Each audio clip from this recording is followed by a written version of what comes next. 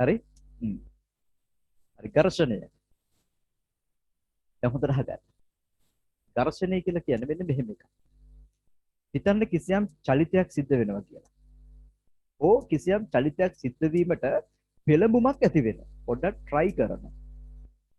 මෙන්න මේ චලිතය හෝ ඒ චලිතයේ සිදුවීමට ඇති වෙන පෙළඹුම මැඩ පවත්වන විදිහට ඒ චලිතයට විරුද්ධව ක්‍රියා කරන ප්‍රතිරෝධී බලයට අපි කියනවා ඝර්ෂණය කියලා. යන්න හදනවා යන්න දෙන්නේ නැහැ. ඝර්ෂණය. යන්න හදනවා යන්න දෙන්නේ නැහැ. එහෙනම් චලිතය සිදුවෙන දිශාවට ප්‍රතිවිරුද්ධ දිශාවට තමයි මේ ඝර්ෂණය සිද්ධ වෙන්නේ. මේ ඝර්ෂණය නිසා හරි අපූර්වට මේ චලනය වෙන්න තිබ්බ වස්තුව ගමන් කරන තිබ්බ වස්තුව ගමන් කරන්න උත්සාහ කරපු වස්තුවට දැන් හරියට යන්න අමාරුයි. ඝර්ෂණය පිටිපස්සෙන් අදිනවා. එපා කිය. යන්න එපා කිය. ඒක තමයි ඝර්ෂණය. ප්‍රතිරෝධී බලය. හරි? හරි. ඒක නිසා අපි ලියමු ලියලා රූප සටහනක් ඇඳලා පස්සේ ලස්සනට පැහැදිලි වෙයි. එතෙන් ටියුට් එක නැති කට්ටිය ලියමු. ටියුට් එක තියෙන කට්ටිය ඔය ලියලා තියෙන එක හොඳට බලා ගන්න. එහෙනම් ඝර්ෂණය කියලා දැම්ම මාතෘකාව ටියුට් එක නැති කට්ටිය පහලින් අපි ලියවා ඝර්ෂණය කියන්නේ මොකක්ද කියලා ලියන්න. ලියන්න. එකිනෙක හා ස්පර්ශ වී ඇති අය පස්සේ මගෙන් අහන්න එපා මේ සර් ඇහුන්නේ ඔය කිසියක් අහන්න එපා. සර්ට සිග්නල් නැහැ නේ පැහැදිලි නැහැ කියන ඒවා. එහෙමද? ඈ මට සිග්නල් නැද්ද කියන ඒවා පැහැදිලි නැද්ද? පැහැදිලි. මම හිතන්නේ ළමයාට සිග්නල් නැහැ. හරි? හරි. ගන්න. එකිනෙක හා ස්පර්ශ වී ඇති කියන්නේ එකිනෙක හා ස්පර්ශ වී ඇති ටියුට් එක තියෙන ළමයි ලියන්න ඕනේ නැහැ. ඒ කට්ටිය ලියලා තියෙන එක බලා ගන්න. එකිනෙක හා ස්පර්ශ වී ඇති වස්තු දෙකක් අතර එකිනෙක හා ස්පර්ශ වී ඇති වස්තු දෙකක් අතර වස්තු දෙකක් අතර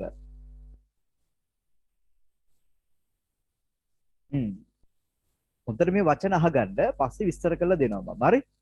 වස්තු දෙකක් අතර සාපේක්ෂ විස්ථාපනයක්. අපි ලියමු. ලියලා කතා කරමු මේ ඔක්කොම. සාපේක්ෂ විස්ථාපනයක්.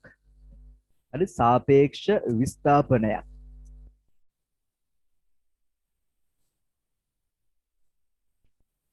සාපේක්ෂ විස්ථාපනයක්. සිදුවීමේ සාපේක්ෂ විස්ථාපනයක් සිදුවීමේ පෙළඹුමක් හරි පෙළඹුමක් ඇති වුවහොත් පෙළඹුමක් ඇති වුවහොත්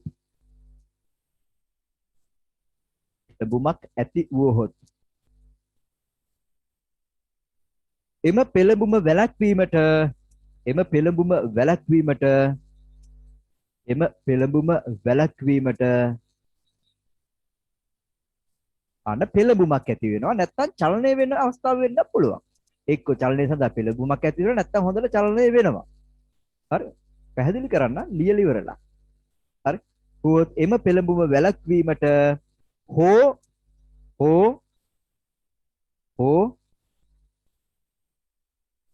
වස්තු දෙක අතර හරි වස්තු දෙක අතර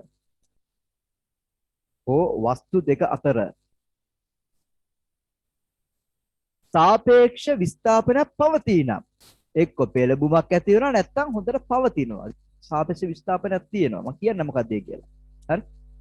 වැළැක්වීමට හෝ වස්තු දෙක අතර සාපේක්ෂ විස්ථාපනයක් පවතිනම්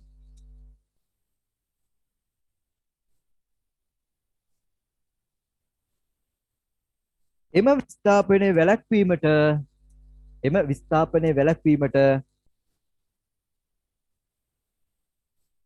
හරි එම විස්ථාපනයේ වැළැක්වීමට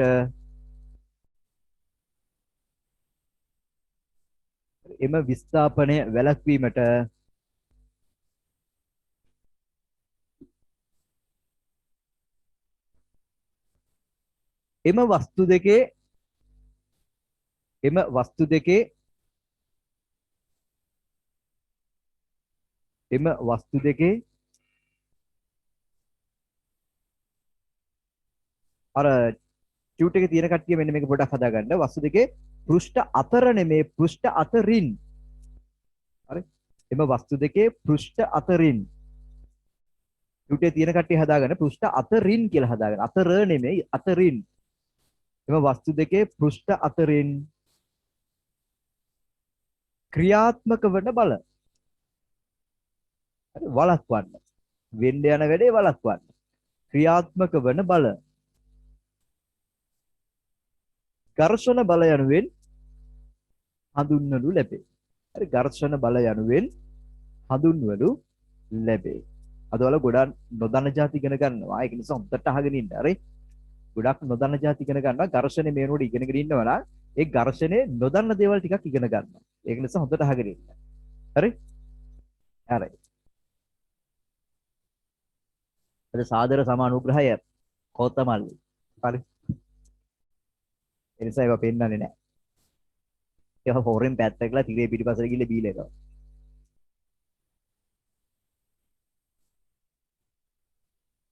සාදර සමානුග්‍රහය කෝතමල්ලි. සමගාමී අනුග්‍රහය ඉඟුරු. හරි. ඒහා සමගාමී. බෝඩ් එකෙන් පේනවද? මම මේ පැත්තට ගිහලා කරන වැඩේ. පේනවනේ. හරි. කොණ්ඩේ කපලා වගේලු. කොණ්ඩේ කැපුවා. අද කැපු. අද මේ කොරෝනා වලට අද ඇරියනේ සමහර පැති නේද? මේ ටවුන් එකට ගිය ළමයි ඉන්නවද? පොඩ ටවුන් එකේ පැත්තේ ගිහලා ඇවිදලා බලලා එහෙම අපු ළමයි ඉන්නවද? ඔයාලට සමහර ටවුන් එකට ගියාද මොන ප්‍රභේදෙ ගෙදර අරන් එන්නද? ඩෙල්ටා ප්‍රභේදෙද?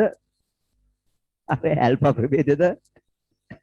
මොන ප්‍රභේද අරන් එන්නද ටවුන් එකට ගියේ? ඩෙල්ටාද කියනා? හොඳයි. ඉස්සර තිබ්බා ඩෙල්ටා කියලා ටොපි ජාතියක. ඩෙල්ටා ප්‍රභේදෙ.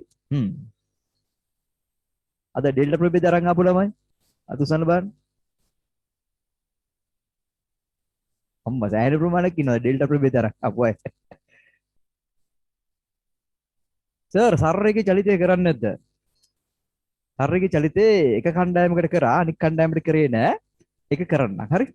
ඒ කරපු නැති කණ්ඩායම ළමෙක් මම හිතනවා දාලා තියෙන්නේ. ළමයි කීප දෙනෙක් ඉන්න කණ්ඩායමක් තියෙනවා. චූටි කණ්ඩායමක්. ඒක ළමයිට කරේ නෑ. ඒ කට්ටියට මේ සතිය කරන්න. හරි? ගැල්ලුව නෑ බය වෙන්න එපා. කරනවා. හරි? ඒ ළමයිට මම කරන්න මේ සතිය. හරි? හරි. හරි ඉතින් ඔන්නෝක තමයි ඝර්ෂණය කියලා කියන්නේ. දැන් බලා ගන්න. ඔන්න කිසියම් වස්තුවක් තියෙනවා. හොඳට බලා ගන්න ඕන තැන මේක. ඔන්න කිසියම් වස්තුවක් තියෙනවා. හොඳට බලා ගන්න. ඔන්න වස්තුව. හරි? මේ වස්තුව තියලා තියෙනවා මේසේ උඩ. මම මේසේ අඳිනවා නිල් පාටින්. නැත්නම් වස්තුව සහ මේසේ අඳුර ගන්න බෑනේ වෙන් කරලා. ඔන්න මේසේ. ඒ කියන්නේ කිසියම් පෘෂ්ඨයක් උඩ තියලා තියෙනවා.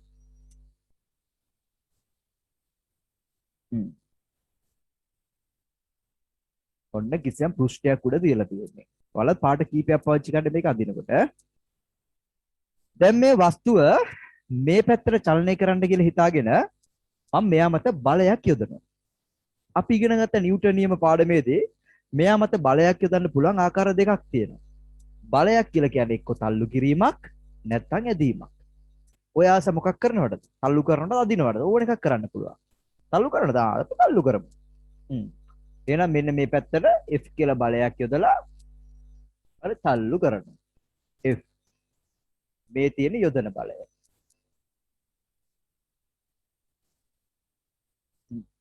ඔය තියෙන යොදන බලය.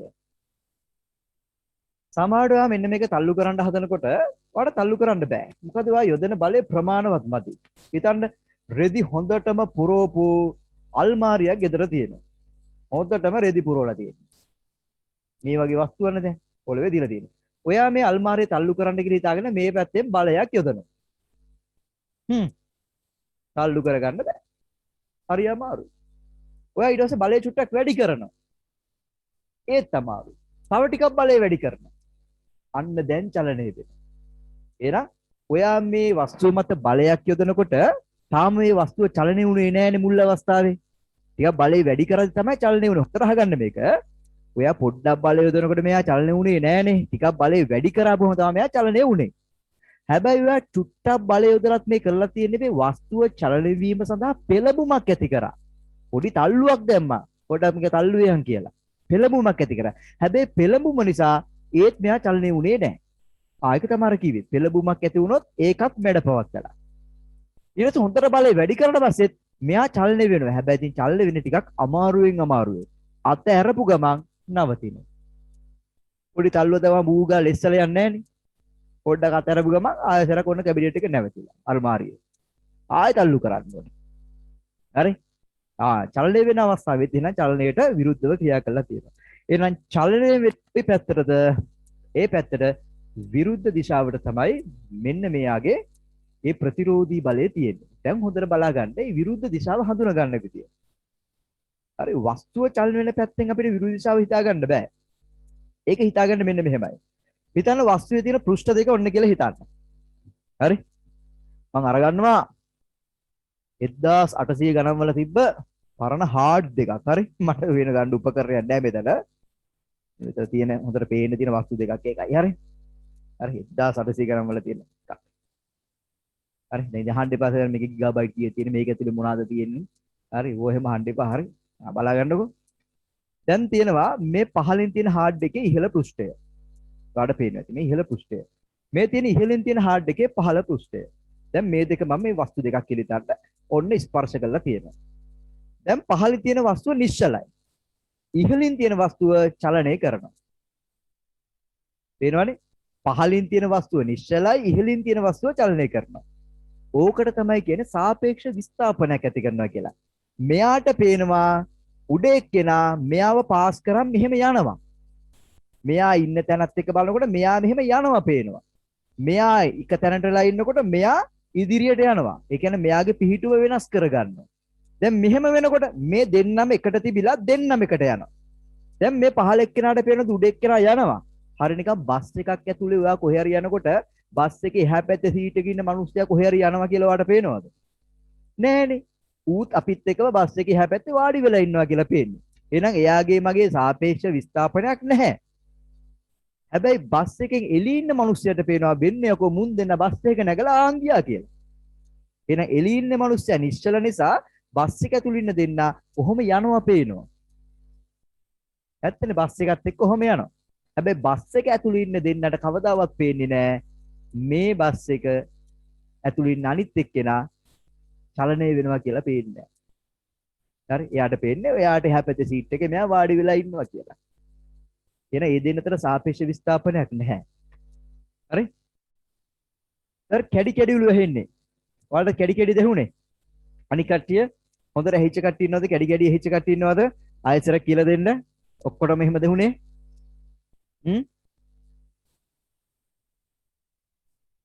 නෑ නෑ කියන කට්ටිය ගොඩක් ඉන්නවා. ඕන්න වැඩේ. හරි? ඕන්න වැඩේ. හරි නෑ කියන කට්ටිය ගොඩක් ඉන්නවා. මොකෝ වුල? හරි ආයෙසර කියලා දෙන්න. හරි බලා ගන්නකෝ. මම අරගන්න පෘෂ්ඨයක්. වෙන තියෙන එක පෘෂ්ඨයක්. මේ උඩ පැත්තේ තියෙන පෘෂ්ඨය. වෙන තියලා තියෙනවා මේක තමයි ඔයාලා තේරුම් ගන්න ඕන තැන. හරි? මේ පාඩමේ මේ තේරුම් ගන්න ඕන තැන තමයි සාපේක්ෂ විස්ථාපනය කියන එක. මේක තේරුච්චේ නැත්නම් ඔයාලට ඝර්ෂණේ තියෙන තැනක්වත් ඒ ඝර්ෂණේ ක්‍රියා කරන ආකාරයක්වත් කිසි දෙයක් වඩා අවබෝධ කරගන්න බෑ. ඔයා හරියටම මේක තේරුම් ගන්න නම් ඔයා කරන්න ඕනේ මෙන්න මේ සාපේක්ෂ විස්ථාපනය කියන්නේ මොකක්ද කියලා හොඳට අවබෝධ කරගන්න ඕනේ. මේ පාඩමේ ඔයාලට බැරි වෙන්න හේතුව තමයි ඝර්ෂණේ තියෙන තැනක්වත් හරියට ලකුණු කරගන්න බැරි හේතුව තමයි සාපේක්ෂ විස්ථාපනය කියන වචනේ දන්නේ නැහැ. හරි? වෙන තියෙන පහලින් තියෙන වස්තුව. හරි පහලින් තියෙන වස්තුව මෙන්න තියෙනවා. වෙන තව වස්තුවක් තියෙනවා ඒ වස්තුවත් කියලා තියෙන්නේ. හරි මේ දෙන්නම තියලා තියෙන්නේ. දැන් බලන්නකෝ. පහලින් තියෙන වස්තුවේ පෘෂ්ඨය තමයි මේ උඩින් තියෙන්නේ. මේ තියෙන්නේ ඉහළින් තියෙන වස්තුවේ පහළ පෘෂ්ඨය. ස්පර්ශ වෙලා තියෙනවා. දැන් පහලින් තියෙන වස්තුවට ඇහක් කනක් කටක් එහෙම තියෙනවා නම් පහලින් තියෙන වස්තුවට පේනවද දැන් මේ දෙන්නම මෙහෙම එකටම චලනය වෙනකොට උඩ තියෙන වස්තුව චලනය වෙනවා කියලා පේනවද? හිතන්න මේ දෙන්නම එකටම මෙහෙම යනවා. දැන් පහලින් ඉන්න වස්තුවට ඇහැක් කනක් කටක් එහෙම තියෙනවා නම් සංවේදී ඉන්ද්‍රියන් එයාට පේනවද උඩින් තියෙන වස්තුව චලනය වෙනවා කියලා පේනවද? මේ දෙන්නම මෙහෙම එකට යනකොට මේ පහලින් ඉන්න වස්තුවට පේනවද? නෑනේ. මොකද මෙයත් එක්කමයි උඩ තියෙන වස්තුවක් යන්නේ. හරිය නිකන් බස් එකක් ඇතුලේ කවුරු හරි කෙනෙකුයි ඔයයි ගමනක් යනවා වගේ. ඔයාට පේනවද බස් එක ඇතුලේ ඉන්න අනිත් මිනිස්සයා යනවා පේනවද? නෑ. හැබැයි අපි දන්නවා මේ දෙන්නම දැන් එකට යනවා. මොකද දෙන්නගේ විස්ථාපනයන් සමානයි. ඔයා සිදු කරන විස්ථාපනයම තමයි එයාක් කරන්නේ. මොකද දෙන්නම ඉන්නේ එකම බස් එක ඇතුලේ. ඒ දෙන්නම යන්නේ එකම වේගයකින්. එකම දිශාවකට. ඒක නිසා දෙන්නගේ සාපේක්ෂ විස්ථාපනයක් නැහැ. හිතන්න පහළින් තියෙන වස්තුව එක තැනලා නැවතිලා ඉන්නවා. උඩින් තියෙන වස්තුව මෙයව පාස් කරගෙන යනවා. දැන් පහළින් තියෙන වස්තුවට පේනව නේද? උඩ තියෙන වස්තුව යනවා. එහෙනම් එක්කෙනෙක් නිශ්චලයි අනිත් එක්කෙනා චලනය වෙනවා. එහෙනම් දැන් පේනවා උඩින් තියෙන වස්තුව චලනය වෙනවා පේනවා. එහෙනම් පහළ පෘෂ්ඨයට සාපේක්ෂ උඩ පෘෂ්ඨය දැන් චලනය වෙනවා. දැන් දෙන්න අතර සාපේක්ෂ විස්ථාපනයක් තියෙනවා. උඩ එක්කෙනාගේ විස්ථාපනය පහළ එක්කෙනාගේ විස්ථාපනය බිඳුවයි උඩ එක්කෙනා ඔන්න කිසියම් විස්ථාපනයක් කරනවා. පහළ එක්කෙනාගේ විස්ථාපනය බිඳුවයි උඩ එක්කෙනා කිසියම් විස්ථාපනයක් කරනවා. ඉතින් මේ දෙන්න අතර එනනම් ඔන්න විස්ථාපන වෙනසක් තියෙනවා. ඒ පහළ එක්කෙනා නිශ්චලයිනේ. එයාගේ විස්ථාපනය බිඳුවයි. උඩ එක්කෙනා තමයි චලනය වෙන්නේ. අර විස්ථාපනය කියන්නේ පිහිටුන් දෙක අතර තියෙන වෙනස. මෙතන ඉන්න කෙනා එතනම ඉන්නවා නම් එහෙම්මමයි. ඔහොම යනවා නම් එයා එක තැනකින් තව තැනකට යනවා. එහෙනම් කිසියම් විස්ථාපනයක් කරනවා. හරි? අර කරපු නැති ගෲප් එකේ ළමයිට මම කිව්වා මේ මම පොඩි වීඩියෝ එකක් දැම්මා විනාඩි 7ක. ඒ විනාඩි 7 වීඩියෝ එක බලන්න කියලා කිව්වා අද පාඩම කරන්න කලින්. ඒක දැන් හිතන්න මම හිතන බලලා ඇවිල්ලා ඇත්තේ. හරි එතන විස්ථාපනය කියන්නේ මොකක්ද කියලා හොඳට පැහැදිලි කරලා තියෙනවා. හරි? හරි. හරි ඉතින් ඔන්න සාපේක්ෂ විස්ථාපනයක් තියෙනවා නේද? හරි. ඔක තමයි කිව්වේ සාපේක්ෂ විස්ථාපනය කියලා. හරි? හරි හිතන්න දැන් සාපේක්ෂ විස්ථාපනයක් ඇතිකරන්න මම පෙළඹුමක් ඇති කරනවා. ඒ කියන්නේ පොඩි බලයක් දෙනවා. හැබැයි තාම එයා චලනය වුණේ නැහැ. හෝ මම මේ යොදන බලය නිසා දැන් මෙයා චලනය වෙනවා. ඔය අවස්ථා දෙකෙන් ඕන එකක්. ඔන්න ඕක වළක්වන්න මෙන්න මෙයාගේ සාපේක්ෂ විස්ථාපනයේ සිදුවෙන පැත්තට විරුද්ධ දිශාවට මෙන්න මෙයාගේ පෘෂ්ඨ දෙක අතරින් ක්‍රියාත්මක වෙනවා ඝර්ෂණ බලය. එහෙනම් මතක තියාගන්න ඝර්ෂණ බලය ක්‍රියාත්මක වෙන්නේ පෘෂ්ඨ දෙක අතරින්. හරි පෘෂ්ඨ දෙක අතරින්. මේ තියෙන්නේ පහළින් තියෙන වස්තුවේ තියෙන පෘෂ්ඨය, මේ තියෙන්නේ ඉහළින් තියෙන වස්තුවේ පහළ පෘෂ්ඨය. එහෙනම් මේ දෙන්න අතරින් ක්‍රියාත්මක වෙන්නේ. මෙන්න මෙතනින් අතරින්. හරි? අතරින් ක්‍රියාත්මක වෙන්නේ. මෙතනින්. එතකොට අඳිනකොට ඝර්ෂණ ලකුණු කාණක ඇතුළට ඊතල දාන්න බෑ, මෙහෙ දාන්න බෑ, මෙහෙ දාන්න බෑ. මොකද ඝර්ෂණ ක්‍රියාත්මක වෙන්නේ මේ පෘෂ්ඨ දෙක අතරින්. මොකද ලෙස්සලා යන්න හදන්නේ මේ පෘෂ්ඨ දෙක අතරින්නේ. ඉතින් ස්පර්ශය තියෙන මේ පෘෂ්ඨ දෙක අතර. මෙයාගේ පහළ පෘෂ්ඨයයි පහළින් තියෙන වස්තුවේ ඉහළ පෘෂ්ඨයයි. උඩ තියෙන වස්තුවේ පහළ පෘෂ්ඨයයි පහළින් තියෙන වස්තුවේ ඉහළ පෘෂ්ඨයයි. මේ දෙන්න අතර තමයි ස්පර්ශය තියෙන්නේ. හරි? එතකොට මේ ස්පර්ශ වෙලා තියෙන පෘෂ්ඨ දෙක අතරින් තමයි ඝර්ෂණය ක්‍රියාත්මක වෙන්නේ. එහෙනම් කොතනින්ද? මෙන්න මෙයාගේ මෙතන අතරින්. අතරින් කොයි පැත්තටද ක්‍රියාත්මක වෙන්නේ? යන්න හදන්නේ මේ පැත්තටනේ. අනිත් පැත්තට. ඕන් ඝර්ෂණය ක්‍රියාත්මක කරන පැත්ත. එහෙනම් මේ මොකද්ද? මම F' කියලා කියන්නම් ඕන්නම් ඒකට F' මේ තියෙන්නේ ඝර්ෂණය. හරි? ඔය තියෙන්නේ ඝර්ෂණය. එහෙනම් ඝර්ෂණ ක්‍රියා කරේ ස්පර්ශන පෘෂ්ඨ දෙක අතරේ. හරි? අතරින් තමයි ක්‍රියාත්මක වෙන්නේ. හරි. දැන් අහගන්න. හොඳට අහගන්න. හරි? තාමල රූප සටහන අඳින්න එපා. මොත් බලා ගන්න. වෙන්න මම යොදන බලය වෙන ක්‍රියාත්මක වෙන ඝර්ෂණ බලය. යොදන බලය හමුවේ ක්‍රියාත්මක වෙන ඝර්ෂණ බලය ප්‍රස්ථාරගත කරනවා. යොදන බලයත් එක්ක ඝර්ෂණ බලය වෙනස් වෙන ආකාරය ප්‍රස්ථාරගත කරනවා. හරි වෙන්න ප්‍රස්ථාරය. එහෙනම් ස්වයක්ති විචල්්‍යය මොකද්ද? අපි වෙනස් කරන්නේ මොකද්ද? යොදන බලය තමයි වෙනස් කරන්නේ. එහෙනම් x අක්ෂයට ගන්න අපි ස්වයක්ති විචල්්‍යනේ. ගණිතය දිගන ගන්න. අපි වෙනස් කරන සාධකය තමයි නැත්නම් වෙනස් වෙන සාධකය තමයි අපි ස්වයක්ති විචල්්‍යයට අරගන්නේ. එහෙනම් ඉතින් අපි යොදන බලය තමයි ටික ටික වැඩි කරේ. හරි යොදන බලය තමයි ටික ටික වැඩි කරේ. ඒක තමයි එන්නේ x අක්ෂරය ගන්නෙ. යොදන බලය. එහෙනම් යොදන බලය අනුව ඝර්ෂණ බලය වෙනස් වෙන ආකාරය තමයි ප්‍රස්ථාරය අදින්නේ. එහෙනම් y අක්ෂර ගන්නේ ඝර්ෂණ බලය. හරි? හරි. මම යොදන බලය නිව්ටන් 1 ඉඳන් ලියාගෙන යනවා. නිව්ටන් 1, නිව්ටන් 2, නිව්ටන් 3 කියලා දැන් ක්‍රමයෙන් වැඩි කරනවා. 4, 5, 6, 7. ඒ අනුව ඝර්ෂණ බලයත් වෙනස් වෙනවා ඇතිනේ. ඒකත් මම ලකුණු කරනවා. Newton 1, Newton 2, Newton 3, Newton 4, Newton 5, Newton 6, Newton 7. අන්න ඝර්ෂණ බලයත් ක්‍රමයෙන් වැඩි කරනවා. වෙනස් කරනවා. හරි? වෙනස් කරන්න සෝරි. ඝර්ෂණ බලයත් ඔන්න මම රේඛාවෙ මේක ලකුණු කරා y අක්ෂේ. දැන් බලා ගන්න. කොහොම බලන්න පළවෙනි අවස්ථාවේ මට වෙන වැඩේ. මම මේ වස්තුව චලනය කරන්න කියලා හිතන්න අල්මාරිය කියලා පොඩි බලයක් යොදනවා. අනේ මම යොදපු බලය නිසා මේ අල්මාරිය චලනය වුණේ නැහැ. පොඩ්ඩක්ම අතින් තියලා තල්ලු කරනවා. චලනය වෙන්නේ නැහැ. අපි දන්නවා අල්මාරියේ තියෙන බරත් එක්ක ওই පොඩි බලයක් යොදලා නම් මදි. ටිකක් වැඩි බලයක් යොදන්න ඕනේ. මම පොඩි බලයක් යොදලා හිතන මම නිව්ටන් 1යි යොදන්නේ. එහෙනම් යොදන බලය නිව්ටන් 1යි. 1යි නිව්ටන්. එහෙනම් නිව්ටන් 1 බලය නිසා වස්තුව චලනය වුණේ නැත්තම් ෂුවර් එකට මේ නිව්ටන් 1 බලයට සමාන ප්‍රතිවිරුද්ධ ප්‍රතිරෝධී බලයක් අනිත් පැත්තට තියෙනවා ඇති. එතකොට වැඩිපුර බලයක් එක පැත්තකට වන්නේ නැහැ. එහෙනම් ෂුවර් එකට ඝර්ෂණ බලයක් නිව්ටන් 1ක් වෙන්න ඇති. යොදන බලය අර පැත්තට නිව්ටන් 1යි, ඝර්ෂණ බලය මේ පැත්තට නිව්ටන් 1යි. එතකොට එක පැත්තකට වැඩිපුර බලයක් තියෙනවද? නෑ. සම්ප්‍රයුක්ත බලය කීයද? බිඳුවයි. හරි වැඩිපුර බලයක් ওই පැත්තට නැහැ. කියන්නේ අසමතුලිත බලයක් තියෙනවද? එක පැත්තකට වැඩිපුර බලයක් තියෙනවද? නෑ. මොකද යොදන බලය නිව්ටන් 1යි නම් ඝර්ෂණ බලයත් නිව්ටන් 1යි නම් යොදන බලය නිසා කිසිම ආකාරයකින් දැන් මෙයා චලනය වෙන්න විදිහක් නෑ. මොකද යොදන බලයට විශාලත්වයෙන් සමාන ප්‍රතිවිරුද්ධ දිශාව අනිත් පැත්තට තියෙන ඝර්ෂණ බලයක් තියෙන්නේ ඒ අගේම තමයි. එක පැත්තකට දැන් වැඩිපුර බලයක් නෑ. ඒක නිසා මේ වස්තුව දැන් චලනය වෙන්නේ නැහැ නිව්ටන්ගේ පළවෙනි නියමයට අනුව. ඒ ඉතින් බාහිර අසමතුලිත බලයක් නැහැනේ. මේ යොදන බලය තුලනය කරන්න ඝර්ෂණ බලයත් ඒ හා සමාන අගයකින්ම තියෙනවා. එහෙනම් යොදන බලය නිව්ටන් 1යි නම් ඝර්ෂණ බලයත් නිව්ටන් 1යි.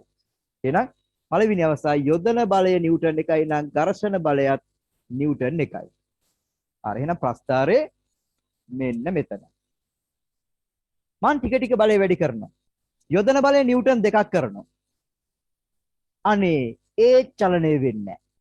එහෙනම් ෂුවර් එකට ඝර්ෂණ බලයත් නිව්ටන් 2ක් වෙන්න ඇති. එක පැත්තකට දැන් වැඩිපුර බලයක් නැහැ. එහෙනම් යොදන බලය අනුව ඝර්ෂණ බලය ක්‍රමයෙන් වැඩි වෙලා තියෙනවා. යොදන බලය වැඩි කරද්දි ඝර්ෂණ බලයත් ඔන්න වැඩි වෙලා. එහෙනම් යොදන බලය නිව්ටන් 2ක් වෙනකොට ඝර්ෂණ බලය නිව්ටන් 2ක් වෙලා.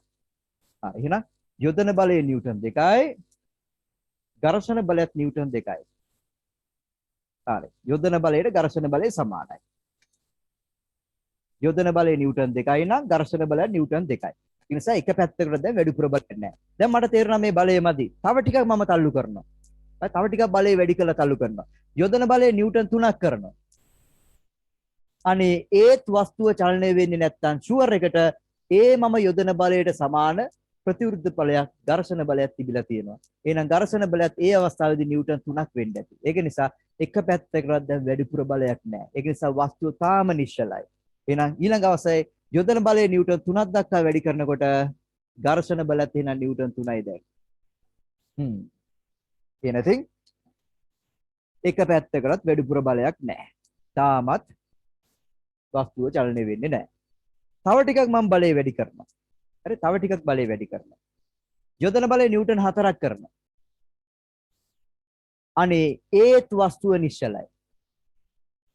තව බලය මදි. තව ටිකක් මේක හයියෙන් තල්ලු කරත් තමයි අල්මාරිය තල්ලු කර ගන්න පුළුවන්. තව ටිකක් බලය වැඩි කරන 4යි. වැඩක් නැහැ. ඝර්ෂණ බලයත් 4ක් දක්වා වැඩි වෙලා. තාම වස්තුව නිශ්චල. ඔයාට අත්දැකීම් ලබනවා ඔයා. ඔයා සුළඟිල්ලෙන් තල්ලු කරන පොඩි බලයක් දීලා චලනය වෙන්නේ නැහැ. ඇඟිලි දෙකක් කියලා තල්ලු කරනවා. ඔන්න බලය වැඩි කරා. තාමත් චලනය වෙන්නේ නැහැ. මුළු අතම තියලා තද කරා. තාමත් චලනය වෙන්නේ නැහැ. ඉතින් ඔයා එන්න එන්න බලය වැඩි කරනවා. ඒ තාම චලනය වෙන්නේ නැහැ. ඔයා ඒක අත්දැකලා තියෙනවා. හරි ඔයා අත්දැකීමෙන් දන්නවා ඒක එහෙම වෙනවා කියලා. එන්න එන්න ඔයා බලය වැඩි කරනවා. ටික ටික ඒ තාම චලනය වෙන්නේ නැහැ. ඊට පස්සේ කකුලත් කියලා තද කරාට පස්සේ තමයි අම්මරසි දැන් තමයි මේක චලනය වෙන්නේ. නැත්නම් තව කාට හරි උපකාරයක් ඉල්ලනවා මේ එන්න පොඩ්ඩක් මේක තල්ලු කරන්න මට තනියෙන් බෑ. හරි ටික ටික බලය වැඩි කරලා බලනවා එන්නේ නැහැ. තව කෙනෙක් උපකාරය අරගෙන එයාට කියලා තමයි තල්ලු කරන්නේ. එතකොට යොදන බලය දැන් තවත් වැඩි කරලා.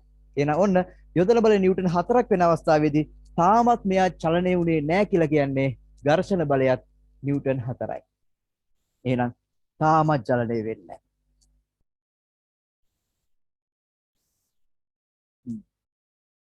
ඝර්ෂණ බලයත් නිව්ටන් 4යි. ඝර්ෂණ බලයත් නිව්ටන් 4යි. හරි යොදන බලය තව ඔයා වැඩි කරනවා. යොදන බලය නිව්ටන් 5ක් කරනවා. තව බලය වැඩි කරනවා 5යි නිව්ටන්. හරි? යොදන බලය නිව්ටන් 5ක් කරනවා. තාමත් වස්තුව චලනය වෙන්නේ නැහැ. එහෙනම් ෂුවර් එකට ඝර්ෂණ බලයක් තිබිලා තියෙනවා නිව්ටන් 5. දැන් ඝර්ෂණ බලයක් දැන් වැඩි වෙලා නිව්ටන් 5ක් වෙලා. ඒ නිසා එක පැත්තකටවත් දැන් වැඩිපුර බලයක් නැහැ. එහෙනම් ඉතින් යොදන බලය නිව්ටන් 5යි නම් ඝර්ෂණ බලයත් නිව්ටන් 5යි. හරි. මෙතන. ඔය යොදන බලය එක වැඩි කරනවා. නිව්ටන් 6ක් කරනවා. ඔන්න මට පේනවා ඝර්ෂණ බලයක් 6ක් දක්වා වැඩි වුණා තමයි. හැබැයි දැන් වස්තුව පොඩ්ඩක් චලනය වෙන්න පටන් ගත්තා. ඔහොම පොඩ්ඩක්ම ගැස්සුණා ඉස්සරහට. මට තේරෙනවා. හරි? දැන් මම බලය ටික ටික වැඩි කරගෙන එක්තරා අවස්ථාවකදී වස්තුව පොඩ්ඩක් ඔහොම වෙන්න පටන් ගත්තා. අන්න චලනය ආරම්භ වුණා. ඒ නිව්ටන් 6 දී කියලා හිතන්න. බලය ටික ටික වැඩි කරන් ගිහලා නිව්ටන් 6 දී ඔන්න එකපාරට වස්තුව චලනය වෙන්න පටන් ගත්තා. ඒ කීයද නිව්ටන් 6 දී. මට උනේ නිව්ටන් 6 දී. යා අමාරුම කාරණාවක් උගන්වන්නේ මම දන්නේ උඹට මේ ඉගෙනනවද කියලා විභාගයට අහලා තියෙනවා ඈ. හරි ඉස්කෝලේ එහෙම කරනවා කරාද කියලා මම දන්නේ විභාගයට අහලා තියෙනවා. ඔන්න චලනය පටන් ගත්ත අවස්ථාව. දැන් ඉතින් ඔහොම ගැස්සිලා චලනය පටන් ගත්තට පස්සේ මම බලය යොදනකොට දැන් මෙයා හරි අපූර්ව ඉස්සරහ චලනය වෙලා යනවා. හරි? හැබැයි එහෙම වෙනකොට ඝර්ෂණ බලය එතනින් එහාට ආයෙ වැඩි වෙන්නේ නැහැ. ඝර්ෂණ බලය උඩරිම වැඩි වුණේ නිව්ටන් 6නේ. ඒ උඩරිම අගයටත් වඩා චුට්ටක් අඩු වෙලා දැන් නියත අගයක තියෙනවා. හරි චුට්ටක් අඩු වෙලා නියත අගයක තියෙනවා. එතකොට යොදන බලය මම නිව්ටන් 7යි 8යි කියලා වැඩි කරගෙන යනවා දැන්. හරි වැඩි කරගෙන ගියා දැන් ඝර්ෂණ බලය ඉතින් එහාට වැඩි වෙන්නේ නැහැ. උඩරිම වැඩි වුණේ නිව්ටන් 6ට විතරයි. දැන් වස්තුව චලනය වෙන්න පටන් අරන් තියෙන්නේ. දැන් වස්තුව චලනය වෙනවා. වස්තුව චලනය වෙන අවස්ථාවේදී උඩරිම ඝර්ෂණ බලයට වඩා පොඩ්ඩක් ඝර්ෂණ බලය අඩු වෙනවා. හරි? පොඩ්ඩක් අඩු. දැන් මම මේක අඳිනවා මෙන්න මෙහෙම. හරි? අඩි රූලක් තියලා අඳිනවා. ඔන්න යා කරා. වෙන්න උඩරිමගේ. හරි ඝර්ෂණ සඳහා ගන්න පුළුවන් උඩරිමගේ තමයි මේ තියෙන්නේ. දැන් වස්තුව මෙතනින් හරියට චලනය වෙනවා. නිව්ටන් 7ට වඩා 6ට වඩා වැඩි කරපු ගමන් දැන් වස්තුව හොඳට චලනය වෙනවා. එතකොට කොච්චර මම බලය වැඩි කරත් ඝර්ෂණ බලය එක මගයක්. හරි ඒක වෙනස් වෙන්නේ නැහැ. ඝර්ෂණ බලය එක මගයක්. හරි ඝර්ෂණ බලය එක මගයක්. හැබැයි ඉතින් උඩරිමගට වඩා චුට්ටක් අඩුයි. හරි මේක මෙන්න මෙහෙම පොඩ්ඩක් වක්‍ර කළා ඔහොම අදින්න. හරි උඩරිමගට වඩා පොඩ්ඩක් අඩුයි. ගොඩාක් මේ බෑවුම ගන්න එපා. මෙහෙම ඇවිල්ලා ඔහොම ගන්න එපා. හරි ලොකුට බෑවුම එන්නේ නැහැ. මෙහෙම ඇවිල්ලා පොඩ්ඩක් විතර අඩු වෙන්නේ. පොඩ්ඩක් විතර අඩු වෙනවා. හරි එතකොට ආයේ ඝර්ෂණ බලය ඉතින් එහාට වැඩි වෙන්නේ නැහැ. එතකොට ඝර්ෂණය සඳහා ගන්න පුළුවන් මේ අවස්ථාව උඩරිමගේ තමයි මේ ඇවිල්ලා තියෙන්නේ. එන වස්තු හොඳින් චලනය වෙන අවස්ථාවේදී මම තව බලය වැඩි කරනවා. වස්තු හොඳින් චලනය වෙන අවස්ථාවේ එතනේ වස්තු හොඳින් චලනය වෙනවා නම් දැන් ඝර්ෂණ බලය ඉතින් එහාටයි වැඩි වෙන්නේ නැහැ. එක මගයක තියෙනවා. හරි ඔන්න ඔහම තමයි ඝර්ෂණේ හැසිරීම. හරි ඝර්ෂණය කියන්නේ මේ එක මගයක් කියලා හිතන්න එපා හැම අවස්ථාවකම. වස්තුව නිශ්චල අවස්ථාවේදී ක්‍රියා කරන ඝර්ෂණය එක නමක්. වස්තුව චුට්ට චලනයේ ආරම්භ වෙන අවස්ථාවේ ක්‍රියාත්මක වෙන ඝර්ෂණය එක අගයක්. හරි ඒක වෙන නමක්. ඝර්ෂණ වස්තුව හොඳින් වෙන අවස්ථාවේ ක්‍රියාත්මක වෙන ඝර්ෂණ බලය වෙන නමකින් හඳුන්වනවා. ඒක වෙන අගයක්. ඔයාලට පිළිවෙන අවස්ථා තුනක් තියෙනවා. එකක් වස්තුව නිශ්චල අවස්ථාවේදී මං යොදන බලයට ඝර්ෂණ බලය සමාන වෙලා තියෙනවා. හරි වස්තුව නිශ්චල අවස්ථාවේ. ඒ වස්තුව ටක් ගාලා එකපාරට චලන වෙන්න පටන් ගත්ත අවස්ථාව. ඒක තමයි ඝර්ෂණ සඳහා තියෙන උපරිමගය. හරි ඊට පස්සේ වස්තුව හොඳින් චලනය වෙන අවස්ථාවේදී මම කොච්චර බලය වැඩි කරත් ඝර්ෂණ බලය උපරිමගයට වඩා පොඩ්ඩක් අඩු වෙලා එක නියත අගයකම තියෙනවා. ආයි වැඩි වෙන්නේ නැහැ. ඔන්න අවස්ථා තුන. එහෙනම් ඝර්ෂණේ අවස්ථා තුනක් තියෙනවා. හරි. ඔයාලා වෙන්න මේ ප්‍රස්ථාරය මේ විදිහට හරි අපූර්වට ඇඳ ගන්න ඕනේ. හරි අපූර්වට ඇඳ ගන්න ඕනේ මේ ප්‍රස්ථාරය. හරි. එතකොට මේක ඇඳලා අපි කරන්නේ මේ අවස්ථා ටික ලකුණු කරගන්න. දැන් අහගන්න. ඔයාලගේ මෙන්න මේ නෝට් එකේ මෙන්න මේ හරියේ. මේ හරිය ඇඳ ගන්න රූප සටහන. මේ හරිය ප්‍රස්ථාරය ඇඳ ගන්න. මෙන්න මේ හරියේ ඔය අවස්ථා තුන විස්තර කරගන්න තියෙනවා. මේ මේකේ නෝට් එක ලියනකොට චුට්ට චූටි අකුරෙන් ලියන්න පොඩ්ඩක් ඉඩ පොඩ්ඩක් අඩුව තමයි මුද්‍රණය වෙලා තියෙන්නේ. මේ හරියේ රූප සටහන ඇඳ ගන්න, මේ හරියේ ප්‍රස්ථාරය ඇඳ ගන්න, මෙන්න මේ හරියේ අපි විස්තරය ලියන්න ඕනේ. දැන් ඔයාලා බැරි වෙලත් මෙතන ලියන්න ඉඩ නැත්නම් ඔයා කරන්න ඕනේ පොඩි වැඩයි. රූප සටහන විතරක් මෙතන ඇඳ ගන්න තනි රූල් කොලයක්. හරි තනි රූල් කොලයක් අරගෙන මේ ප්‍රස්ථාරය අඳින්න. ඒක තමයි හොඳම වැඩේ කරන්න තියෙන්නේ. හරි එහෙනම් මෙතන රූප සටහන විතරක් ඇඳලා ඊට පස්සේ ගන්න තනි රූල් කොලයක් ඒකේ ප්‍රස්ථාරය අඳින්න ටිකක් ලොකුවට ඇඳලා අපි අවස්ථා තුන ලකුණු කරනවා තා චුට්ට එක ඊට පස්සේ අවස්ථා තුන මොකක්ද කියලා අපි ලියනවා. හරි හරි එහෙනම් ඉතින් වෙන්න මේ තියෙන හිඩසි ටියුට් එක තියෙන කට්ටිය මේක අඳින්න. හරි ටියුට් එක නැති කට්ටිය මේක ඇඳලා ඒකට පහලින් මේක ඇඳ ගන්න. හරි මේක ඇඳලා මේක ඇඳ ගන්න. දැන් ටියුට් එක තියෙන කට්ටිය මේක ඇඳ ගන්න. මෙතන කොලේක ඇඳ ගන්න මේක. ඒ ටියුට් එක තියෙන කට්ටිය. ටියුට් එක තියෙන කට්ටිය මේ ප්‍රස්ථාරන දින්නේ කොලේක. ටියුට් එක නැති කට්ටිය මේක ඇඳලා ඒකට පහලින් මේක ඇඳ ගන්න. සිංහල තේරුණා කියලා මං හිතනවා. හරි? ටක් ගාලා ඇඳ ගන්න. ප්‍රස්ථාරය ඇඳලා තියෙන මොකක්ද කියලා හරියට පැහැදිලිව පේන්නේ නැත්නම් මම ඕනනම් වෙන කැමරාවකින් ඒක ඔයාලට පෙන්නන්න.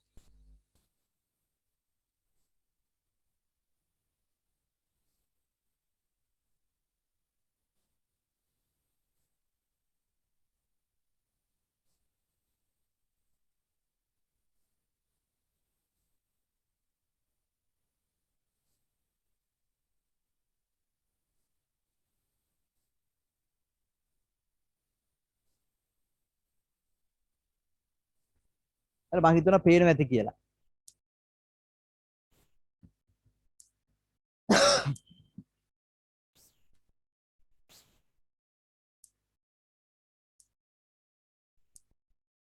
යොදන බලය අනුව ඝර්ෂණ බලය තමයි මේ වෙනස් වෙන ආකාරය ඇඳලා තියෙන්නේ. හරි? ඒතර මේක ඔහොම පොඩි තමයි අඩු වෙන්නේ. පොඩි අඩුවීමක් තියෙනවා එතන. ඒක අපි ඔක්කොම දැන් විස්තර කරන තා චුට්ටකින්.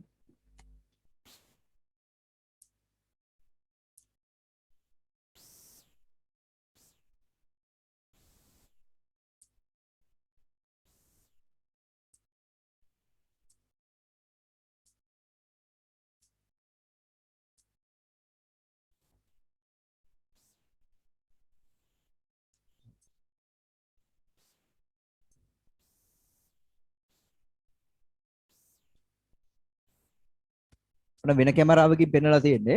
මම හිතන්නේ ඔක පැහැදිලිව පේනවා ඇති කියලා හිතනවා. පැහැදිලිව පේනවද ඒක? ලියලා තියෙන එක.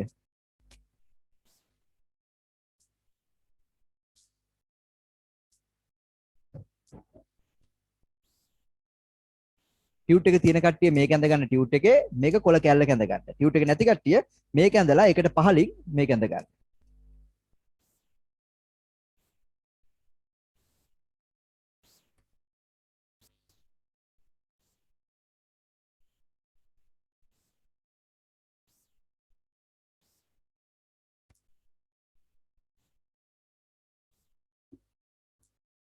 හරියට ප්‍රස්තාරම් දෙන්න යොදන බලයේ නිව්ටන් එක අවස්ථාවේදී ඝර්ෂණ බලය නිව්ටන් 1යි මම ඇදලා තියෙන්නේ. යොදන බලය නිව්ටන් 2ක් වෙද්දී ඝර්ෂණ බලය නිව්ටන් 2යි. යොදන බලය නිව්ටන් 3 දක්වා වැඩි කරද්දී ඝර්ෂණ බලයත් නිව්ටන් 3යි.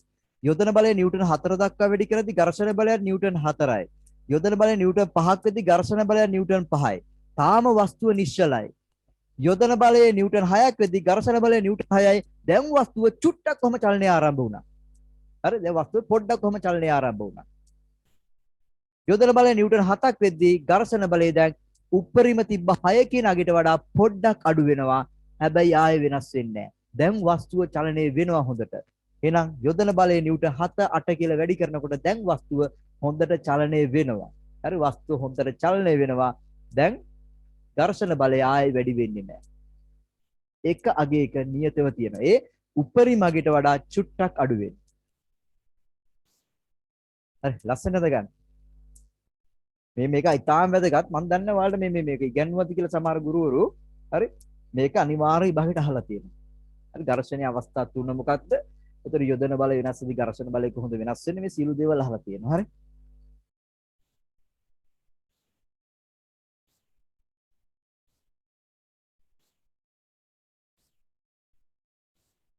අපේ ඉතින් ඝර්ෂණ කියන්නේ අර ලේසි පාඩමක් කියලානේ. ලේසි විෂය හරියට දන්නේ නැති කට්ටියට.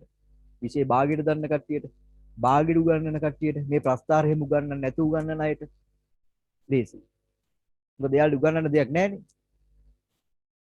උගන්වන්න දෙයක් නැහැ එයාලට. හරි.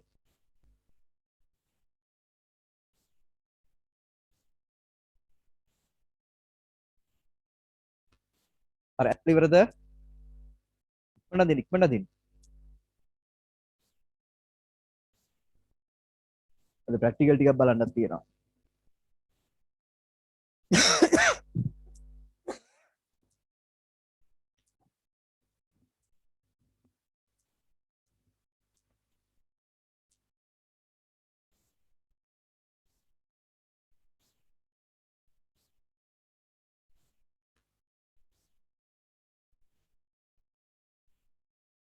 අර ඇඳලි ඉවරද?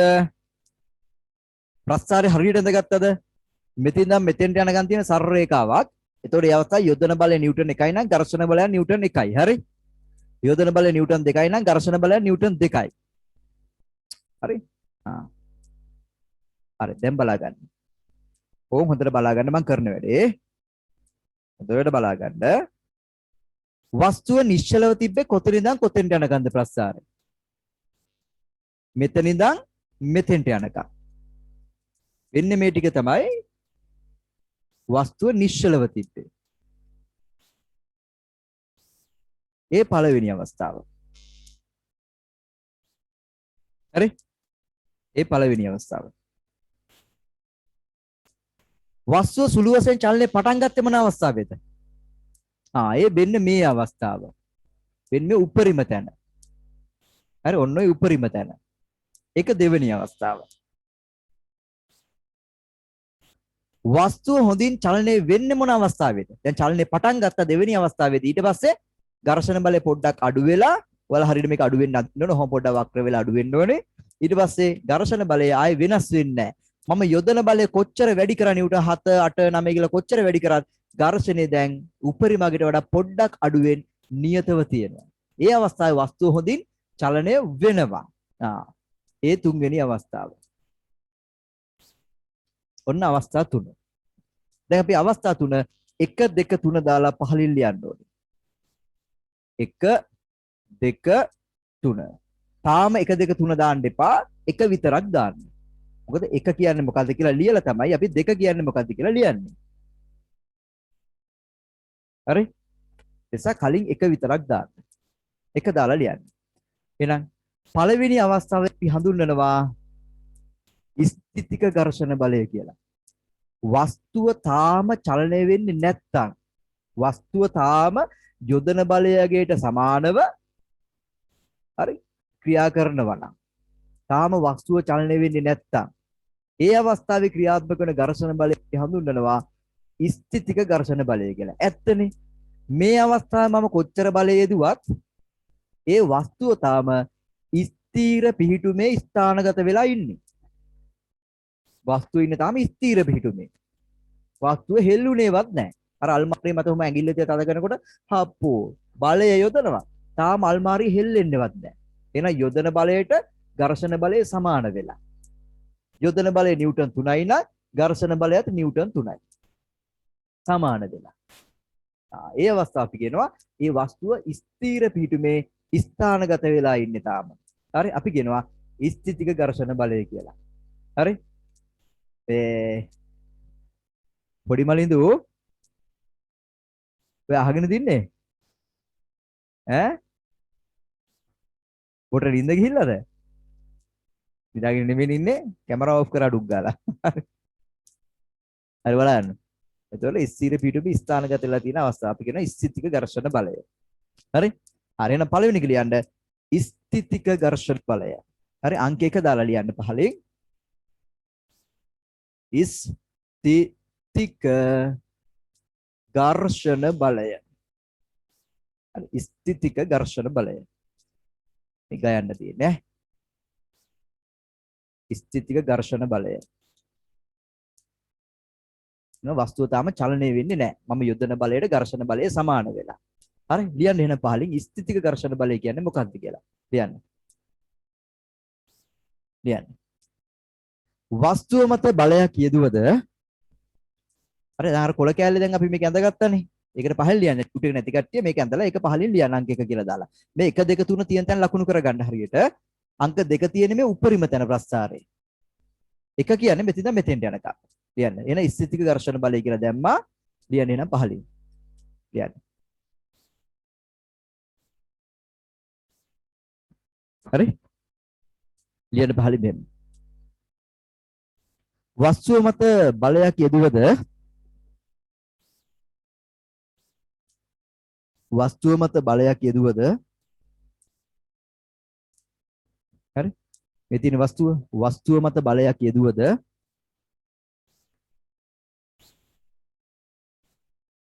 වස්තුව චලනය නොවන අවස්ථාවේදී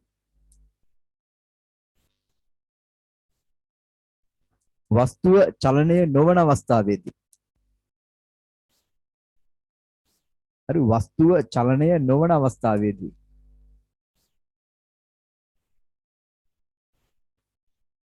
ක්‍රියාත්මක වන ඝර්ෂණ බලය වස්තුව චලනය නොවන අවස්ථාවේදී ක්‍රියාත්මක වන ඝර්ෂණ බලය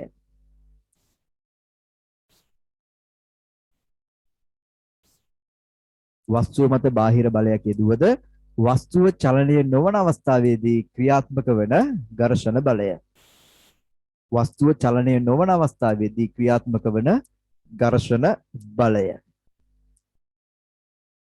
අර මේක මොකද්ද විශේෂ ලක්ෂණ මොකද්ද ලක්ෂණ එක තමයි මේ අවස්ථාවේදී වස්තුව චලනය වෙන්නේ නැහැ අනිත් එක මොකද්ද අනිත් ලක්ෂණය මොකද්ද අනිත් එක තමයි මේ අවස්ථාවේදී යොදන බලයේ අගයට ඝර්ෂණ බලයගේ සමානයි යොදන බලයේ නිව්ටන් 1යි නම් ඝර්ෂණ බලයත් නිව්ටන් 1යි යොදන බලය ටිකක් වැඩි කරනවා තාමත් වස්තුව නිශ්චලයි නම් යොදන බලය නිව්ටන් 2යි නම් ඝර්ෂණ බලයත් ඔන්න වැඩි වෙලා ඒකත් නිව්ටන් 2යි හරි එහෙනම් යොදන බලයගේ ඝර්ෂණ බලයගේ සමානයි මේකේ තුන්වෙනි ලක්ෂණය මොකද්ද මේ සඳහා වස්තුව නිශ්චල අවස්ථාවේදී ඝර්ෂණය සඳහා එක අගයක්ද තියෙන්නේ විවිධ අගයන් තියෙනවා මේ නිව්ටන් 0 ඉඳලා නිව්ටන් 6 දක්වා මේ වස්තුව සඳහා නම් හරි මේ වස්තුව සඳහා නම් නිව්ටන් 6 දී තමයි වස්තුව චලනය වෙන්න පටන් ගත්තේ එහෙනම් නිව්ටන් 0 ඉඳලා නිව්ටන් 6 දක්වාම ඝර්ෂණ බලයගියත් වෙනස් වෙලා යොදන බලයේ අණුව වෙනස් වෙලා එහෙනම් මේ සඳහා ඝර්ෂණය සඳහා නියත අගයක් නැහැ වෙනස් අගයන් තියෙන්න පුළුවන් ඒක තමයි යාගේ ඊළඟ ලක්ෂණය හරි අපි ලියමු යාගේ ලක්ෂණ තුන පහලින් තරු තුනක් දාලා ලියමු හරි පහලින් තරු තුනක් දාලා ලියමු ලක්ෂණ තුන එකක් තමයි මෙහෙම ලියන්න මෙම අවස්ථාවේ වස්තුව නිශ්චලය ඊට පළවෙනි එක මෙම අවස්ථාවේ වස්තුව නිශ්චලය හරි මෙම අවස්ථාවේ වස්තුව නිශ්චලය මෙම අවස්ථාවේ වස්තුව නිශ්චලය හරි මෙම අවස්ථාවේ වස්තුව නිශ්චලය හරි මෙම අවස්ථාවේ වස්තුව නිශ්චලය හරි ඔන්න එක ලක්ෂණයක් කියපන් දෙවෙනි ලක්ෂණය මොකක්ද දෙවෙනි ලක්ෂණය යොදන බලයේ අගයට ඝර්ෂණ බලයේ අගය සමානයි යොදන බලය නිව්ටන් 1යි නම් ඒ අවස්ථාවේ ඝර්ෂණ බලය අගයත් නිව්ටන් 1යි ලියන ඊළඟ එක මෙම අවස්ථාවේ ඊළඟ තරුව මෙම අවස්ථාවේ යොදන බලයේ අගය මෙම අවස්ථාවේ යොදන බලයේ අගය මෙම අවස්ථාවේ යොදන බලයේ අගය ඝර්ෂණ බලයේ අගයට යොදන බලයේ අගය ඝර්ෂණ බලයේ අගයට විශාලත්වයෙන් සමානය යොදන බලයේ අගය ඝර්ෂණ බලයේ අගයට විශාලත්වයෙන් සමානය මෙම අවස්ථාවේ යොදන බලයේ අගය ඝර්ෂණ බලයේ අගයට විශාලත්වයෙන් සමානය අර තුන්වෙනි තරුව මගේ තුන්වෙනි ලක්ෂණය ස්ථිතික අවස්ථාවේදී. හරි ස්ථිතික අවස්ථාවේදී තියෙන තුන්වෙනි ලක්ෂණය. මොකක්ද තුන්වෙනි ලක්ෂණය? මේ සඳහා ඝර්ෂණය සඳහා එක අගයක්ද තියෙන එක නියත අගයක්ද? නෑ. ඝර්ෂණය සඳහා ගන්න පුළුවන් අගය වෙනස් වෙනවා. මේ බලන්නකෝ. යොදන බලය නිව්ටන් 1යි නම් ඝර්ෂණය නිව්ටන් 1යි ඒ අවස්ථාව. යොදන බලය නිව්ටන් 2යි නම් ඝර්ෂණ බලය නිව්ටන් 2යි. යන්න ඝර්ෂණය වෙනස්. යොදන බලය නිව්ටන් 3යි නම් දැන් ඝර්ෂණ බලය නිව්ටන් 3යි. එහෙනම් මේ සඳහා වෙනස් අගයන් තියෙන්න පුළුවන්. හරි ඝර්ෂණ සඳහා වෙනස් අගයක්. හැබැයි මෙතෙන්දී නම් එක නියත අගයක් තිබ්බේ. මේ අවස්ථාවෙත් එක නියත අගයක් තිබ්බේ. දැන් විස්තර කරන්න. හරි එහෙනම් මේ අවස්ථාවේදී ඝර්ෂණ සඳහා විවිධ අගයන් පවතී. ලියන්න තුන්වෙනි එක. මෙම අවස්ථාවේදී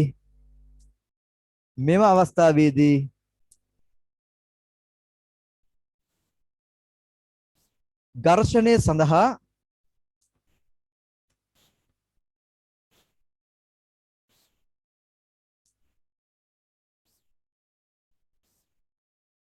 විවිධ අගයන් පවතී.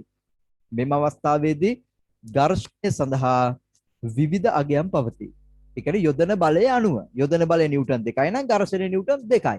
යොදන බලය නිව්ටන් 4යි නම් ඝර්ෂණ බලය නිව්ටන් 4යි. තාම වස්තුව නිශ්චලයි. එහෙනම් ස්ථිතික. හරි? ළමයි මැසේජ් එක දාලා පොඩි මලිදුවට නිදිමතක් හැදිලා කියලා. බොරු. ඔක බොරු කරන්න ඔය. ඔක නිදි නෑ. හරි? පට්ට රංගනයක් කරන්න. එහෙම නේ මලිදු? පොඩි මලිදු. ඔය කැමරා ඔන් කරන්න. නැත්නම් නිදිමතේ කොහොමද මම කැමරා ඔන් කරන්න කැමරා ඕෆ් කරන්න ගියා. පොඩි මලිදු. කො නිදිද? අයි පාර හොඳට නිින්ද ගිහලා.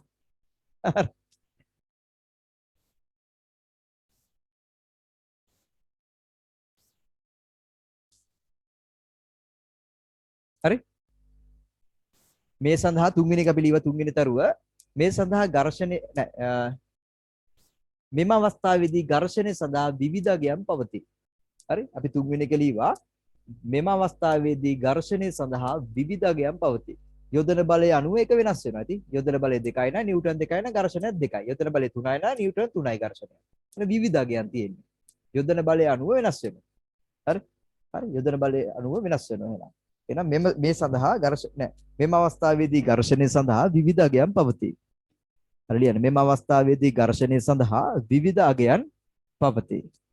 ඔන්න අපි ස්ථිතික අවස්ථාව ලියපා. හරි? හරි. දැන් මෙහෙම බලය ටික ටික වැඩි කරන් ගිහලා එක්තරා අවස්ථාවකදී වස්තුව පොඩ්ඩක් කොහම චලනය වෙන්න පටන් ගන්නවා. එහෙනම් වස්තුව චලනය ආරම්භ වෙන අවස්ථාව. ඒ මොන අවස්ථාවද මම කිව්වේ? ඒක තමයි මේ ප්‍රස්ථාරයේ තියෙන උපරිම තැන. ප්‍රස්ථාරයේ තියෙන උපරිම සීමාව. ওই අවස්ථාවේ තමයි වස්තුව පොඩ්ඩක් චලනය වෙන්න පටන් ගන්න. එහෙනම් වස්තුව චලනය ආරම්භ වෙන අවස්ථාව. ඔන්න ඔය අවස්ථාවේ ක්‍රියාත්මක ඝර්ෂණ බලයට අපි කියනවා සීමාකාරී ඝර්ෂණ බලය කියලා. මේ ප්‍රස්ථාරයේ උපරිම සීමාව. ඒ අවස්ථාවේ තමයි වස්තුව සුළු වශයෙන් චලනය වෙන්න පටන් ගන්න. අන්න ඒ අවස්ථාවේ ක්‍රියාත්මක වෙන ඝර්ෂණ බලය අපි කියනවා සීමාකාරී ඝර්ෂණ බලය කියලා. ලියන්න. දෙවෙනි එක. අංක 2.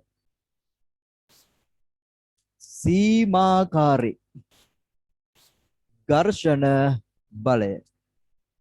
අංක 2 සීමාකාරී ඝර්ෂණ බලය.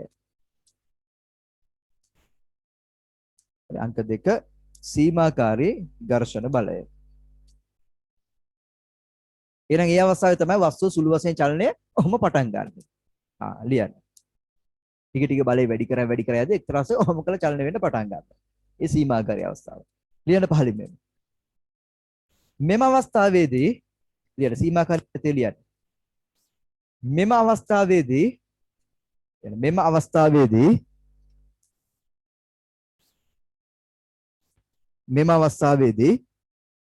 වස්තුව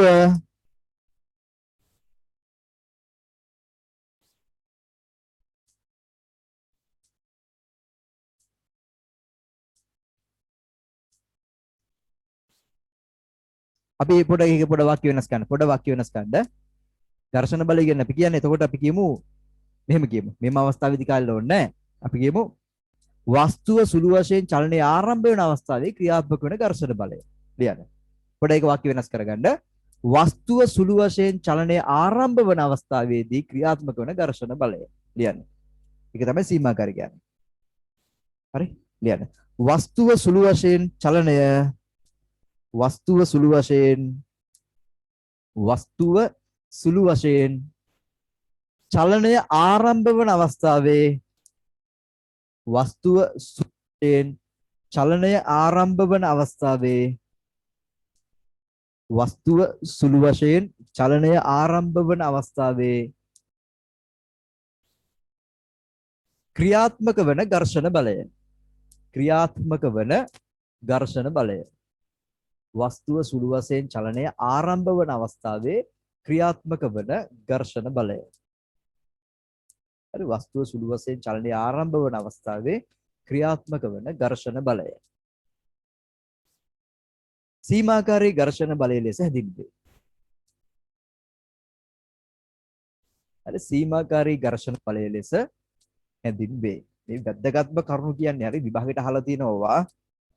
මම දන්නේ අච්චුප්පේ ඔය ප්‍රස්තාරය ඇඳලා නැහැ. හැබැයි ඔය ප්‍රස්තාරය ආශ්‍රයෙන් ප්‍රශ්න විභාගයට අහලා තියෙනවා. හරි, සීමාකාරී ඝර්ෂණ බලය ලෙස හැඳින්වේ. හරි, දැන් අපි ලියමු මේකේ ලක්ෂණ. හරි, ලියන්න පහලින් තරුවක් දාලා ලියන්න. මේකේ ලක්ෂණ. අර වගේම ලියමු. තරු දාලා ලියමු පහළට. සීමාකාරීගේ ලක්ෂණ. මොකද්ද මේකේ ලක්ෂණ? මේ අවස්ථාවේ තමයි වස්තුව සුළු වශයෙන් චලනය ආරම්භ වෙන්නේ. එහෙනම් වස්තුව චලනය ආරම්භ වන අවස්ථාවයි. ඒ පළවෙනි ලක්ෂණය. මේක තමයි ඝර්ෂණය සඳහා ගන්න පුළුවන් උපරිම අගය. මේ අංක දෙකෙන් පෙන්නලා තියෙන අවස්ථාවනේ. එන එක තමයි ඝර්ෂණය සඳහා ගන්න පුළුවන් උපරිම අගය. මේ ප්‍රස්ථාරයේ උපරිම අගය. ඒක එකක්. මේක එක්තරා එක නියත අගයක්.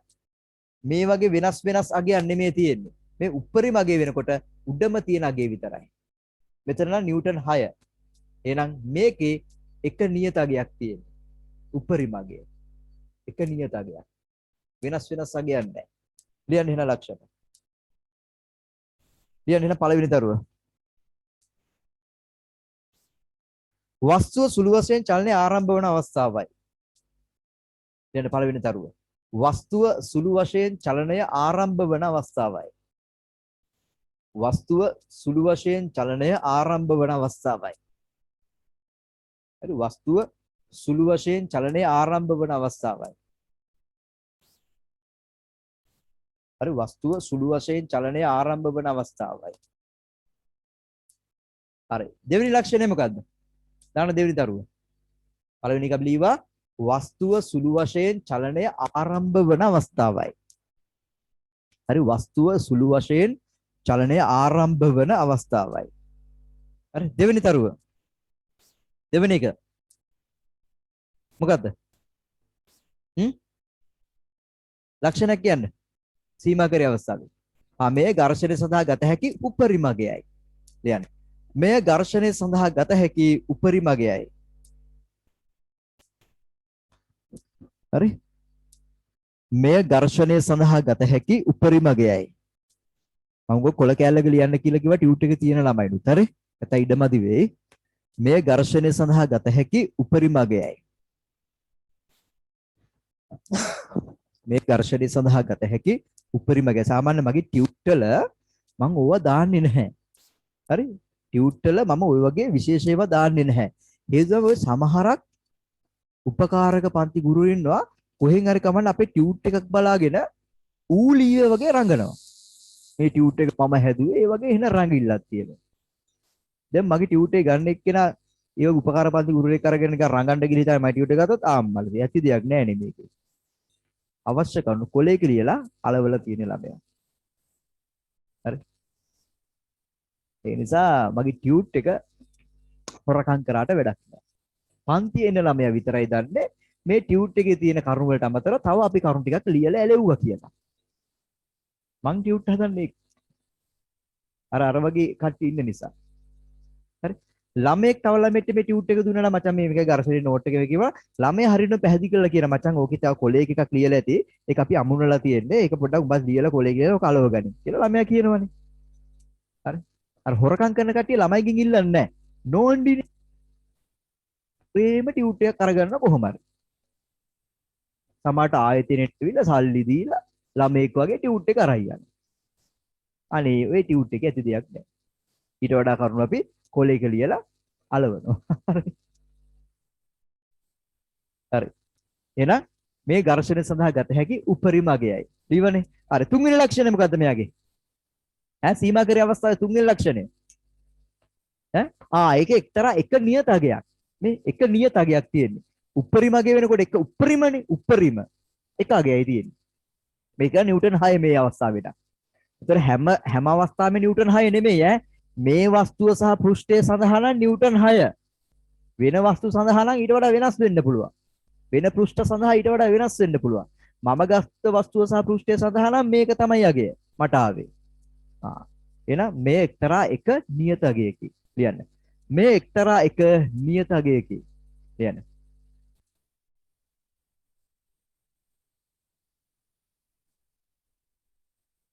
මේ එක්තරා එක නියත අගයකි.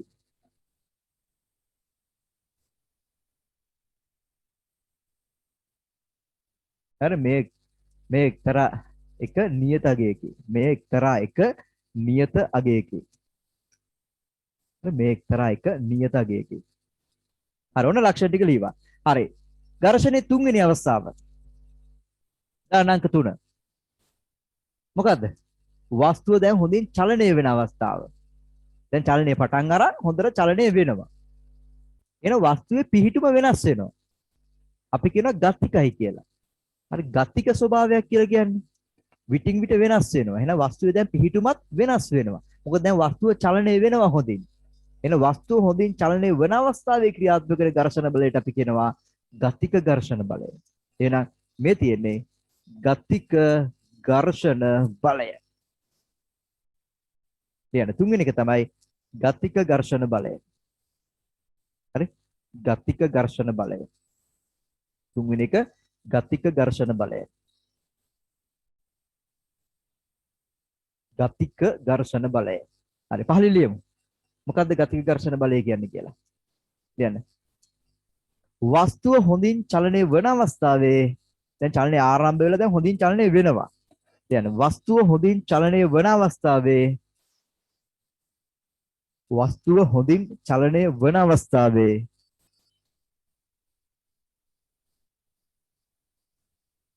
වස්තුව හොඳින් චලනය වන අවස්ථාවේ ක්‍රියාත්මක වන වස්තුව හොඳින් චලනය වන අවස්ථාවේ ක්‍රියාත්මක වන ඝර්ෂණ බලයයි.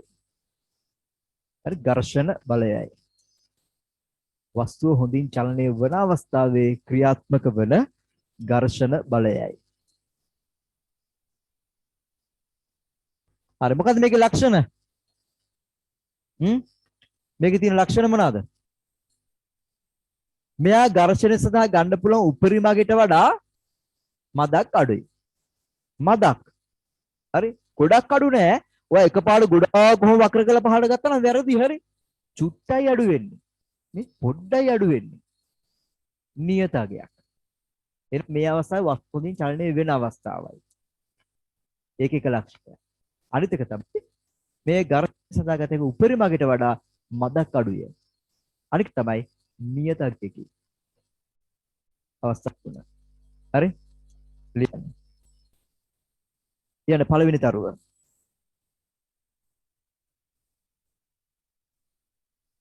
ලියන්න.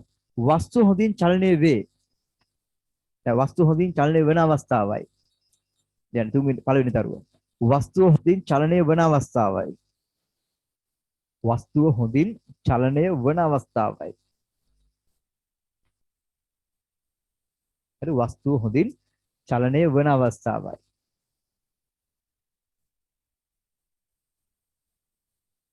හරි වස්තුව හොඳින් චලනය වන අවස්ථාවයි. හරි හරි ඊළඟ අවස්ථාව මොකක්ද? එයාගේ ලක්ෂණය තව එකක්. ඝර්ෂණය සඳහා ගත හැකි උපරිම අගයට වඩා මදක් අඩුය. මදක් කියන එක රතු පාටින් ලියන්න. හරි මදක්. ඔයා ගොඩාක් වක්‍ර කරොත් වැඩේ අවුල්. හරි චුට්ටයි අඩු වෙන්නේ. මදක් අඩු. ඒ අඩු වෙන එකත් මෙහෙම වෙලා ඔහොම පොඩ්ඩක් අඩු වෙන්නේ. හරි මෙහෙම වෙලා ඔහොම අඩු වෙන්නේ නැහැ. පොඩ්ඩක් ඔහොම වෙලා ඔහොම වක්‍ර වෙනවා. හරි ගොඩක් අඩු වෙන්නේ නැහැ. පොඩ්ඩක් අඩු වෙන්නේ. ලියන්න. මේ ඝර්ෂණය සඳහා ඇති උපරිම අගයට වඩා මදක් අඩුය. ලියන්න. මෙය ඝර්ෂණයේ සඳහා ඇති මෙය ඝර්ෂණයේ සඳහා ඇති මෙය ඝර්ෂණයේ සඳහා ඇති උපරිම අගයට වඩා මෙය ඝර්ෂණයේ සඳහා ඇති උපරිම අගයට වඩා හරි මෙය ඝර්ෂණයේ සඳහා ඇති උපරිම අගයට වඩා මදක් අඩුය. මදක් කියන එක රතු පාට පෑනෙන් ලියන්න. මේ ඝර්ෂණයේ සඳහා ඇති උපරිම අගයට වඩා මදක් අඩුය. හරි මදක් අඩුය.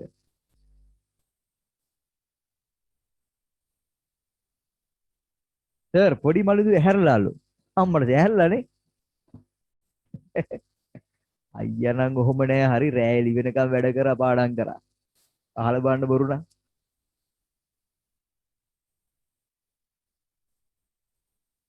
අමු මැසේජ් එකක් දාලා. අනේ ඕක කරන පාඩම් කිරිලා අපි දන්නේ නැද්ද?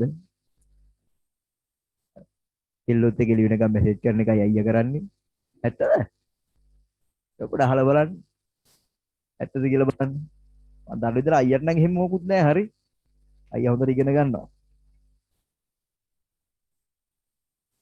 හරි බලගන්න. එනතින් මේ උපරිමගයට වඩා මදක් අඩුය. ඝර්ෂණය සඳහා ගත හැකි උපරිමගයට වඩා මදක් අඩුය. හරි මදක් අඩුය. හරි ඊළඟ ලක්ෂණය. මොකද්ද? මේකත් නියතගයක්. කොච්චර යොදන බලය වැඩි කරත් ඝර්ෂණ බලය වැඩි වෙලා නැහැ. අඩු වෙලා නැහැ. නියතගයක්. බලගන්න. යොදන බලය කොච්චර වැඩි කරත් මේ අවස්ථාවේ තුන්වෙනි අවස්ථාවේ ඝර්ෂණ බලය අඩු වෙලා නැහැ. අර වගේ වැඩි වෙලා නැහැ. නියතගයක්. කියන්න. මෙය නියත අගයකි. කියන්නේ මෙය නියත අගයකි. මෙය නියත අගයකි. හරි මෙය නියත අගයකි. හරි මෙය නියත අගයකි. මෙය නියත අගයකි.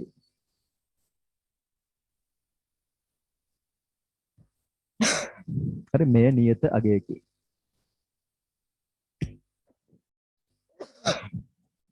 හරි මෙය නියත අගයකි.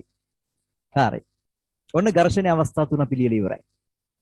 දැන් එහෙනම් මතක තියාගන්න වස්තුවක් මත බලයක් යොදලා ඒ වස්තුව චලනය කරනවා නම් අපිට එකපාරට බලය යොදලා ඒක චලනය කරන්න බෑ.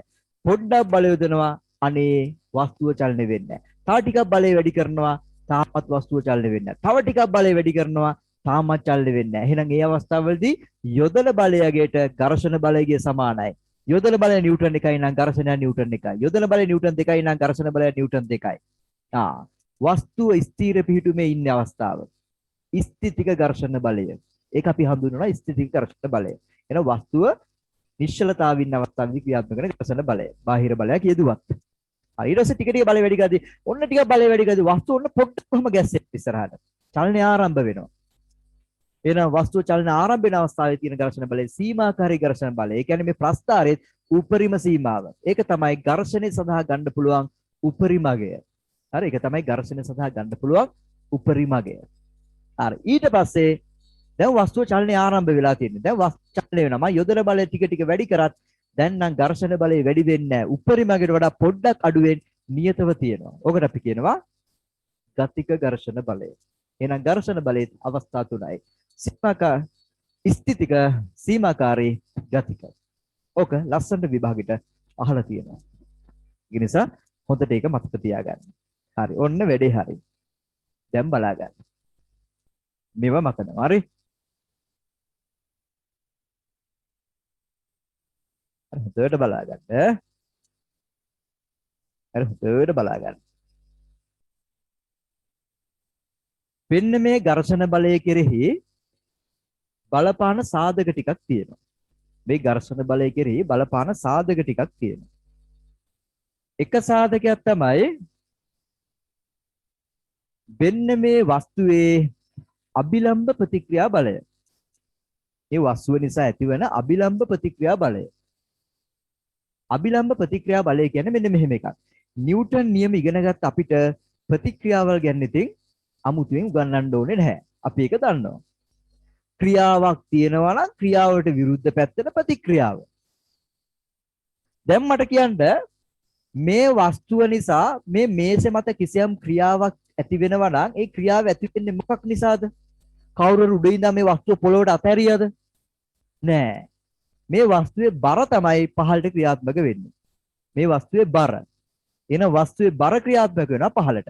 බර ක්‍රියාත්මක වෙන්නේ ගුරුත්වක කේන්ද්‍රයෙන් පහළට. ඔන්න බර. මේක තමයි ක්‍රියාව. ක්‍රියාව ඇති වුණේ දැන් බර නිසා. උඩින් ඉඳන් කවුරු හරි එකෙක් අතහැරියා නෙමෙයි, ගැහුවා නෙමෙයි. මේ ක්‍රියාව ඇති වෙන්නේ මේ බර නිසා. බර ක්‍රියා කරන්නේ ගුරුත්වර කේන්ද්‍රයෙන් පහළට. දැන් අපේ නම් ගුරුත්වච කේන්ද්‍රය කොහෙද තියෙන්නේ? අපේ ගුරුත්වච කේන්ද්‍රය තියෙන මෙන්න මේ බුරිය තියෙනව නේද? බුරියට පොඩ්ඩක් මේ පැත්තට වෙන්නේ. හරි පෙන්වන්න එහෙම ඉස්සරහින් පෙන්වන්න බෑ. හරි බුරියට චූට්ටක් පහළට වෙන්න තියෙන්නේ. ඒ කියන්නේ අපේ මුළු ශරීරයේම බර ක්‍රියා කරන මධ්‍යස්ථ ස්ථානය. හරි? ඔතන ඇඟිල්ලක් තියලා හැම කළා අපි බැලන්ස් කරන්න පුළුවන් මිනිස්සෙක්. හරි? ඇඟිල්ල ඉතින් අදින්න අමාරු මේ විදිහට. අදින්නකෝ කවන්නේ නැහැ. ඔන්නවම තියලා මිනිස්සයා ඔන්නවම තියලා බැලන්ස් කරන්න පුළුවන්.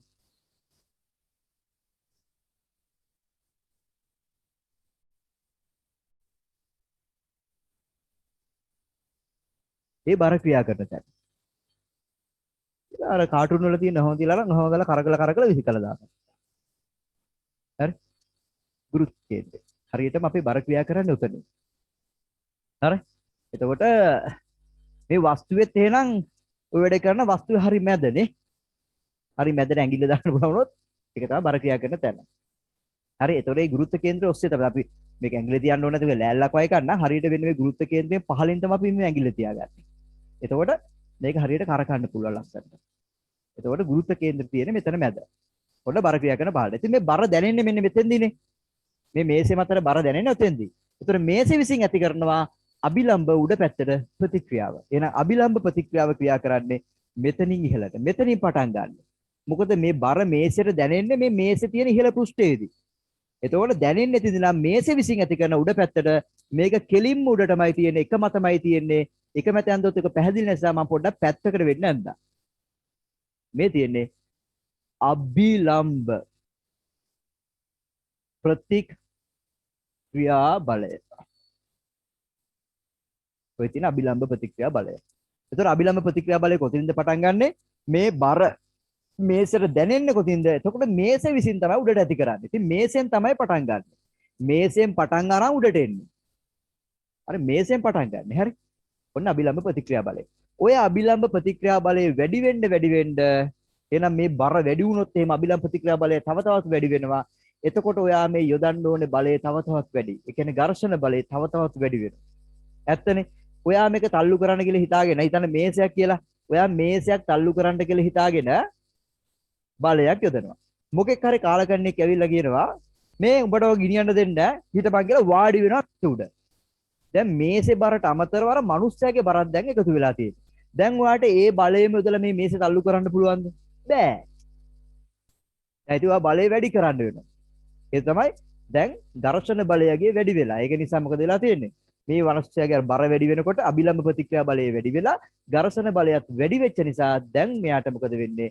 අර ඉස්සලා යොදපු බලය මදි. ඒ බලයට වඩා දැන් වැඩිපුර බලයක් යොදන්න වෙනවා. ඒ දැන් වැඩි වෙච්ච ඝර්ෂණ බලය මැඩපවත් ගන්න. හරි? ඒක තමයි වෙන්නේ. ඉතින් අභිලම්බ ප්‍රතික්‍රියා බලය වැඩි වෙද්දී ඝර්ෂණ බලය වැඩි වෙනවා. හරි. ඒක අපි අභිලම්බ ප්‍රතික්‍රියා බලය R කියලා කියනවා. හරි. අනිත් එක තමයි මෙන්න මේ ස්පර්ශන පෘෂ්ඨයේ රළු බව.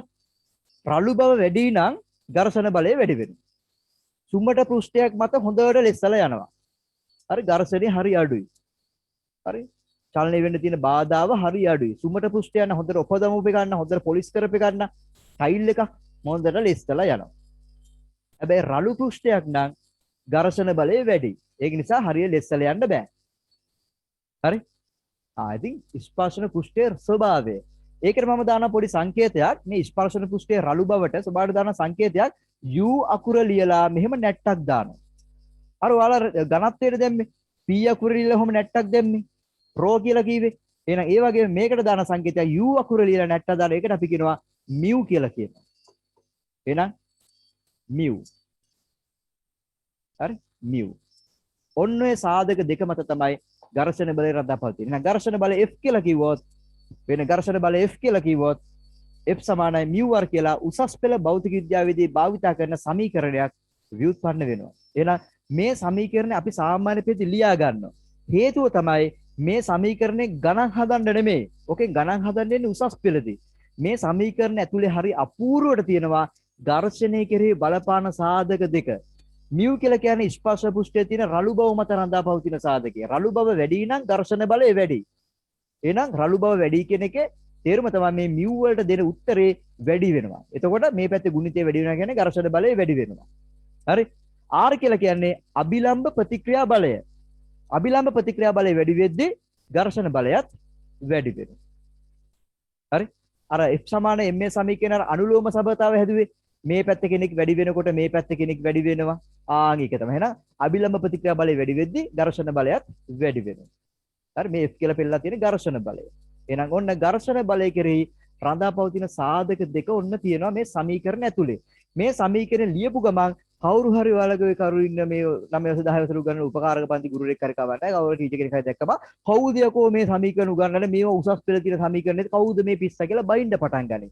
කියන්නේ ඒ වෙලාවේදී අපේ සර්ුත් අපිට ওই කතාවම කීවා මේ සමීකරණේ සාමාන්‍ය පෙළදී ගණන් හදන්න එන්නේ නැහැ.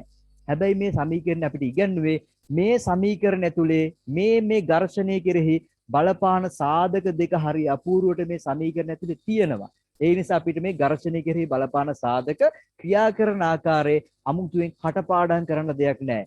අභිලම්බ ප්‍රතික්‍රියා බලය වැඩි වෙනකොට සමීකරණය මේ පැත්තේ වැඩි වෙනවා. එහෙනම් ඝර්ෂණ බලයත් වැඩි වෙනවා. ස්පර්ශ පෘෂ්ඨයේ රළු බව වැඩි වෙනකොට ඝර්ෂණ බලයත් වැඩි වෙනවා. ඒක හරි අපූර්වට මේ සමීකරණයෙන් පේන්න තියෙනවා. ඒකටයි මේ සමීකරණය දුන්නේ. නැත්නම් මේ සමීකරණයෙන් ගණන් සාමාන්‍ය පෙළට අහන්නේ නැහැ. මේ සමීකරණය මතක තියාගන්න F සමානයි μr. අභිලම්බ ප්‍රතික්‍රියා බලය සහ ස්පර්ශ පෘෂ්ඨයේ ස්වභාවය ওই දෙක තමයි ඝර්ෂණ බලයට හේතු වෙන්නේ. හරි?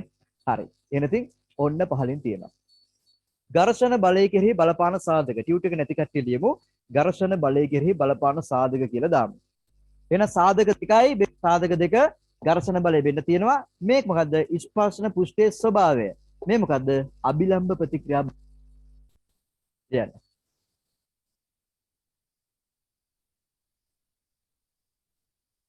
හරි? ඊයන පළවෙනි එක තමයි ස්පර්ශන පෘෂ්ඨයේ ස්වභාවය.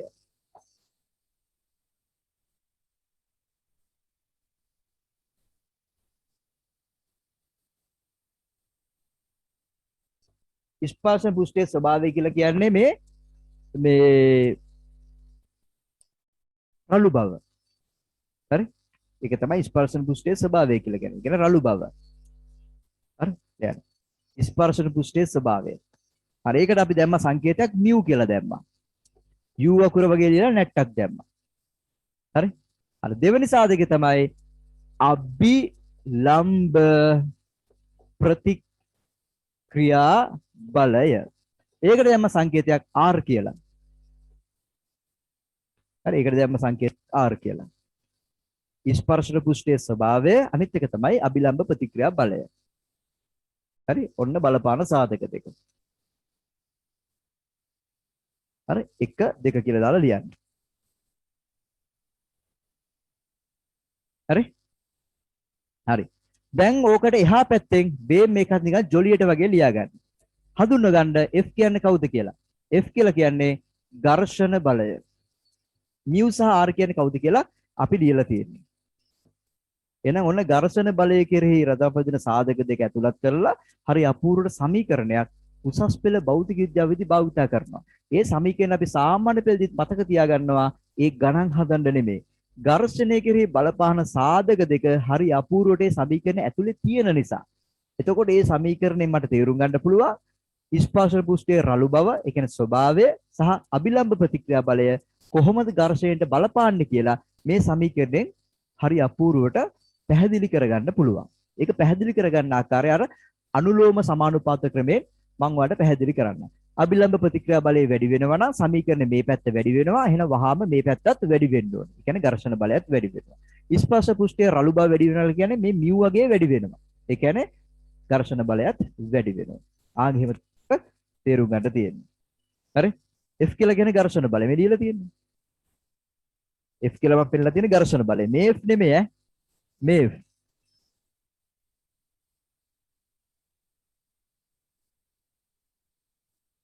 ආ මේක ලියා ගන්න. සාධක දෙක ලියාගත්තා. පැත්තකින් එහා පැත්තෙන් සමීකරණය ලියාගත්තා.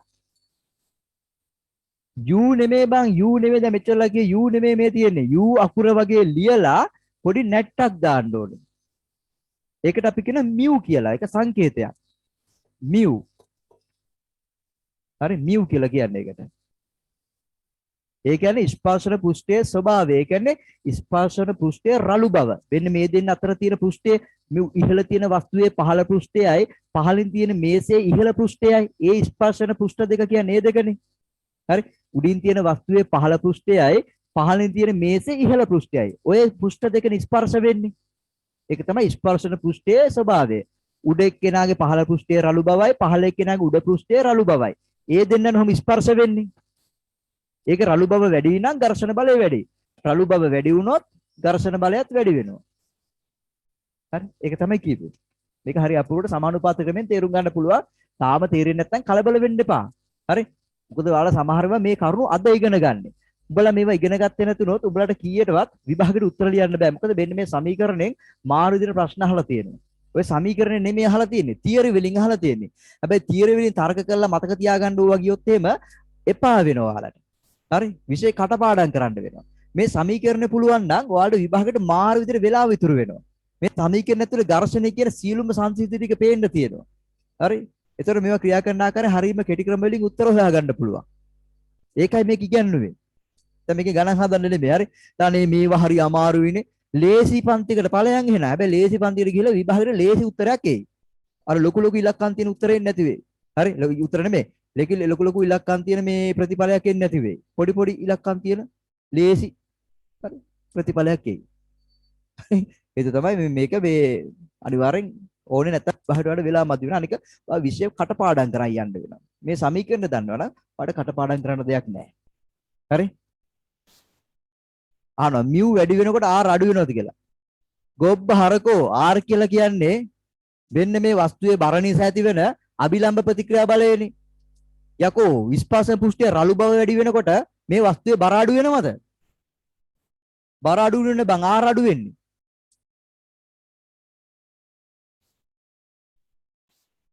ස්පර්ශ පෘෂ්ඨයේ රළු බව වෙනස් වෙනකොට සුම්මට පෘෂ්ඨයයි රළු පෘෂ්ඨයයි. ඒක වෙනස් වෙනකොට මේ වස්තුවේ බරත් වෙනස් වෙනවද? මේ ඔය සමහර ගෑල් ළමයි ඉන්නවා මේ හැම හරි ගොරෝසුයි. සමහර ගෑල් ළමයි ඉන්නවා හැම හරි සුමටයි. ඔන්න පෘෂ්ඨ දෙකේ ස්වභාව දෙකක්. එක පෘෂ්ඨයක් රළුයි අනෙක් පෘෂ්ඨය සුමටයි.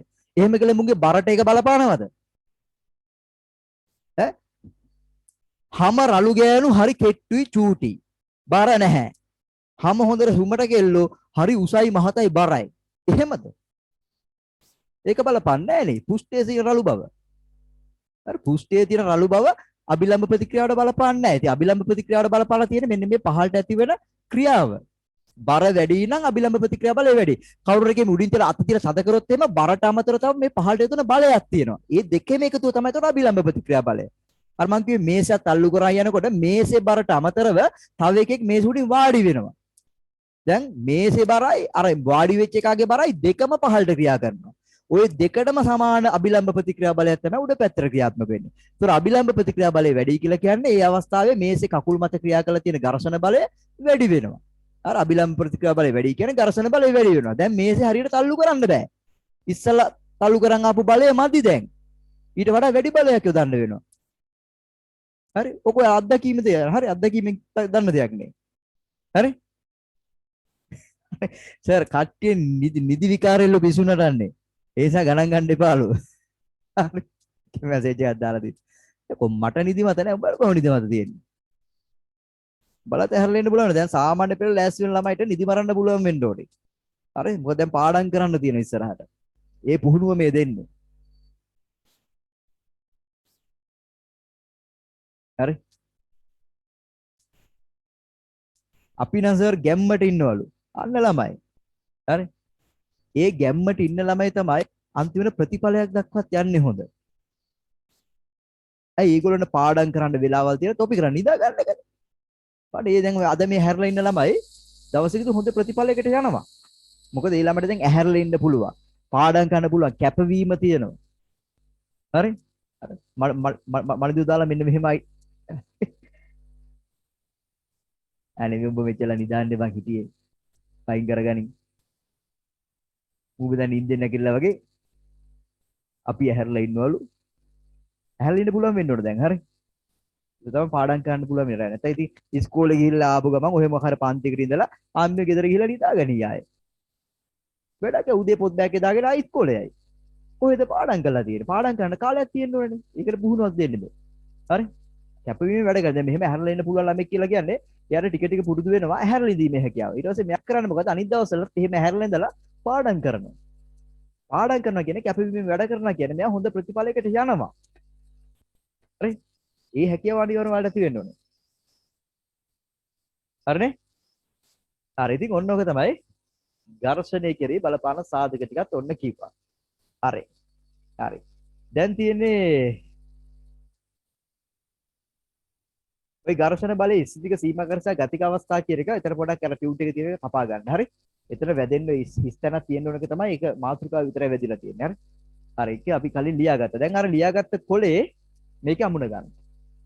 අර ලියාගත්ත කොලේ දැන් මේක අමුණ ගන්න. ඒ කියන්නේ උඩින් ගම් චුට්ටක් ගාලා අලව ගන්න ටියුට් එක තියෙන ළමයි. නැති කට්ටිය දැන් පොතේනේ ලීවේ. යාළ ප්‍රශ්නයක් නැහැ. හරි. ඔන්න ඔහම තමයි ඝර්ෂණය කෙරෙහි රඳාපවතින සාධක ටිකත් විස්තර කර තියෙනවා. ඝර්ෂණය කෙරෙහි බලපාන සාධක දෙකයි තියෙන්නේ. එකක් ස්පර්ශන පුෂ්ඨයේ රළු බව. ඒ කියන්නේ ස්වභාවය. අනිත් එක තමයි අභිලම්භ ප්‍රතික්‍රියා බලය. ඒ සාධක දෙක තමයි මේ සමීකරණේ හරි අපූර්ව තියෙන්නේ. F කියලා කියන්නේ ඝර්ෂණ බලය නම් වෙන mu කියලා කියන්නේ ස්පර්ශන පුෂ්ඨයේ ස්වභාවය, R කියලා කියන්නේ අභිලම්භ ප්‍රතික්‍රියා බලය. හරි.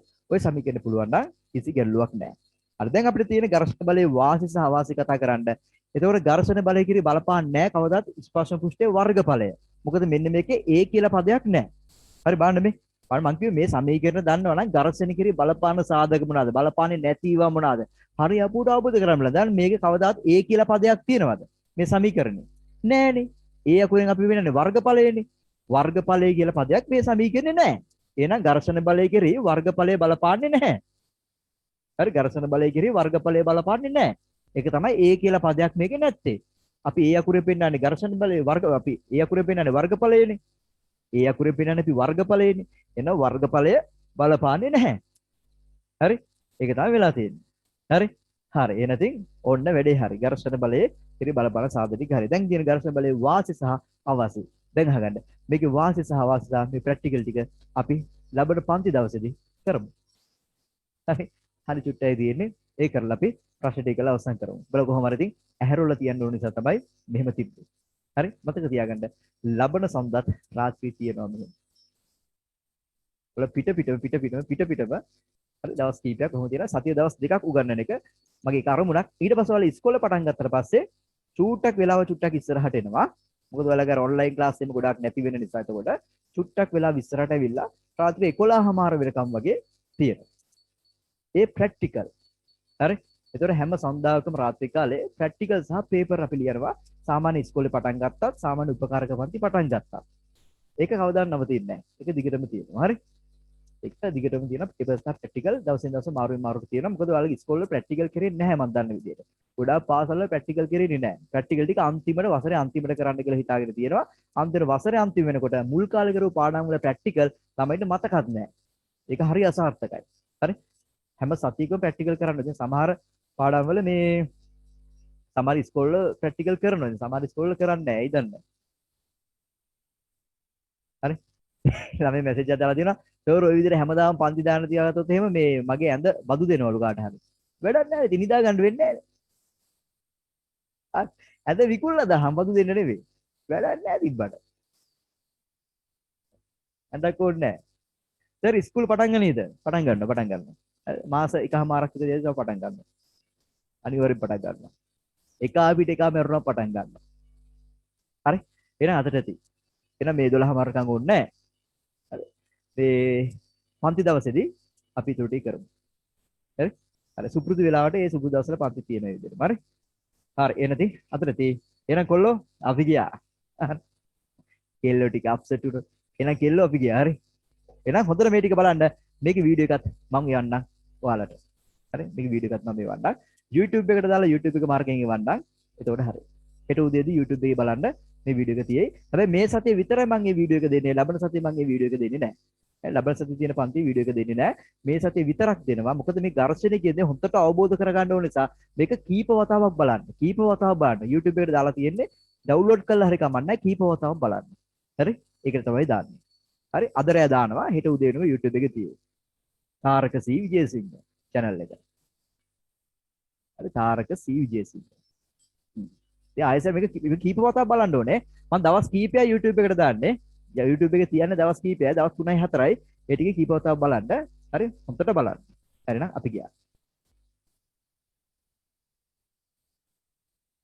අර මේක ඉන්නවනේ මේ ආදිත්‍ය කියලා ළමෙක් ඉන්නව නේද? පොඩක් අර වීඩියෝ එකක් දාන ළමෙක් ඉන්නවා මේ බෑග්ග්‍රවුන්ඩ් එක විදියට. චුට්ටක් ඒ ළමයාට WhatsApp එකෙන් දැන් මේක ඉරච ගන්න ටක් ගාලා කෝල් එකක් ගන්නකො මේ පොඩක් ඒ කරන විදිය පොඩක් ඒ ළමගෙන් මට අහගන්න ඕනේ.